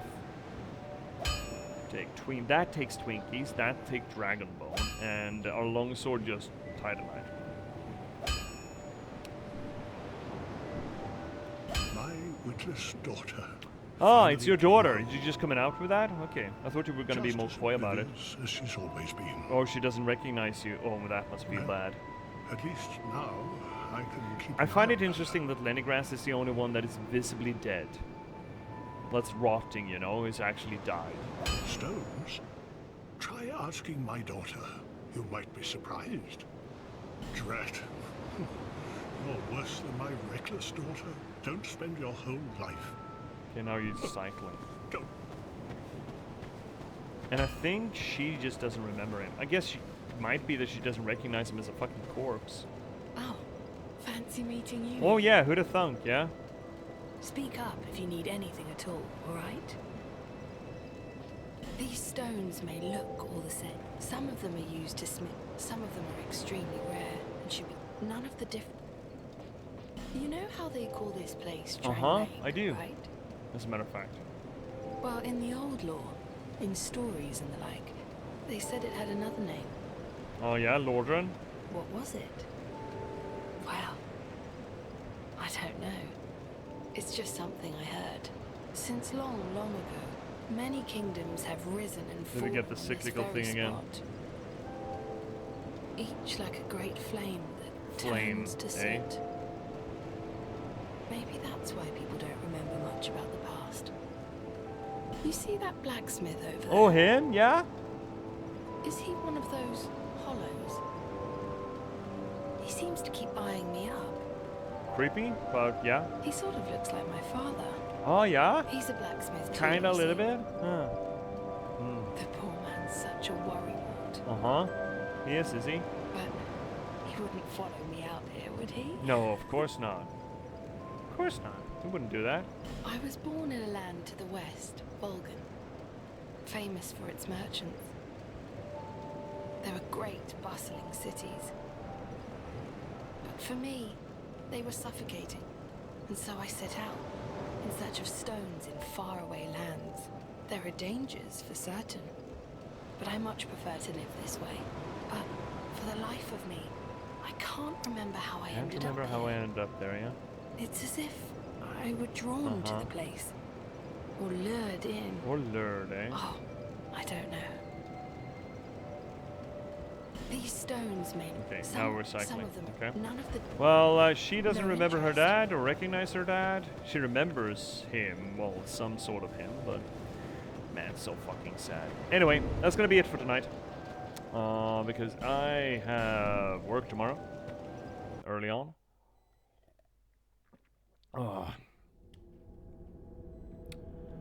But I feel, I mean, we didn't get far. We did get through Huntsman's Copse, I suppose. So that's nice. 2 bosses down, which is also nice. And, were we online now? I think we got online again. Huh. Anyway, swing over to the studio. Let's see here. Cryptics, out of all the upgrade mats, it uses the one you don't have. Well, I had 2 Petrifying Dragon Bone, and it's probably good to diversify what materials you need, right? If you have one weapon that uses Dragon Bone, and one weapon that uses Twinkies, and one weapon that's just normal, that'd be nice. Let's see, Snake. It's a family hustle. You buy stones from her, and then you pay him to upgrade. Yeah, fuck. Maybe she does know who he is. Shit. Let's see, Snake. I hope we one day get a Miyazaki world that isn't in a dying age. I'd love to see some of the cities talked about and explored at least once. That'd be pretty fucking cool, yeah. That would be cool. Again, I never played Sekiro, but that's also kind of rotting, right? Sekiro is on the docket for our shortlist. I never really gelled with it when I tried it initially. Never really gelled with the parry mechanics to it. But now that I did play Lies of P like a year and a half ago-ish, and I think I kind of it clicked for me, the parry mechanics, so I would be interested in checking out Sekiro at some point. But not anytime soon, surely. Surely. I mean, we're going to be stuck in here for a while, right? So, thank you everyone for joining us here tonight at this little corner of the universe, the internet, and all things Twitch, where we try to apply literary criticism to the games that we play. That is to say that we do close reading, structuralist analysis, deconstruction, anything that we can really get our hands on to try to make sense of maybe not so much what the story is, but rather how it's being told, what it says, how it all functions, how all its moving parts sort of click together.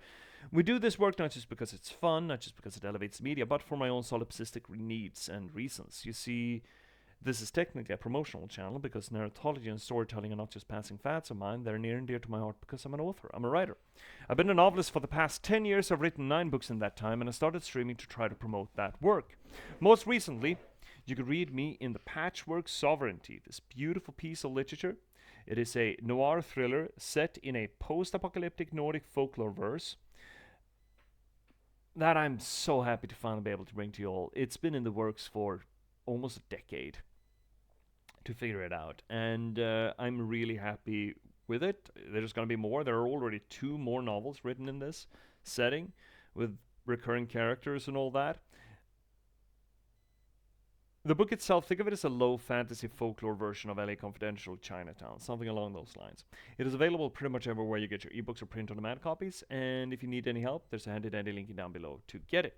If you want to read something else of mine or something more, why don't you check out The Last Box, a cyberpunk thriller about the spontaneous eruption of sapiens in a random slug of gaming code and the people who were unfortunate enough to have to try to reconcile with that fact. Also think it's a rather good book. I think you should totally check it out. It does a few things different than most other AI media. And, well, it's available pretty much everywhere you get your ebooks or print-on-demand copies, but if you need any help, there's a handy-dandy link down below. If you want to read anything else of mine that's not quite as lengthy as a full-ass novel, third link down below will get you to my online archive. If you want to join this growing community here on the channel, the fourth link down below will get you to our Discord. And if you want to give a little bit of a kickback for the work that I do, well, obviously you have the infrastructure of Twitch itself. Don't forget to spend your Bezos buck. If you have a Prime subscription, you get a free Twitch subscription of your choice to just hand out. That's essentially taking money out of Bezos' pocket and putting it into a content creator of your choice. Don't have to do it here, but you should do it. Or for that matter, I mean, just, you know, buy the books. ABBB, baby. It's all about these things, really, at the end of the day. So buy the books, read the books, review the books. I cannot stress enough how important it is for distribution, for, you know, being an independent publisher and writer to get reviews. So that really helps. Or just refer to them. Just put them into hands of people who might enjoy them. All of that really helps. But if you don't want to do none of that, or you already have, and you still want to give a little bit of a kickback for the work that I do, fifth link down below will get you to my Buy Me a Coffee page. That's here. That's the Guy the Raid. Lily's Bubble. Yeah, sure. Sure, absolutely, Roy. I'll send you over to Lily's Bubble. I think I have... Is it...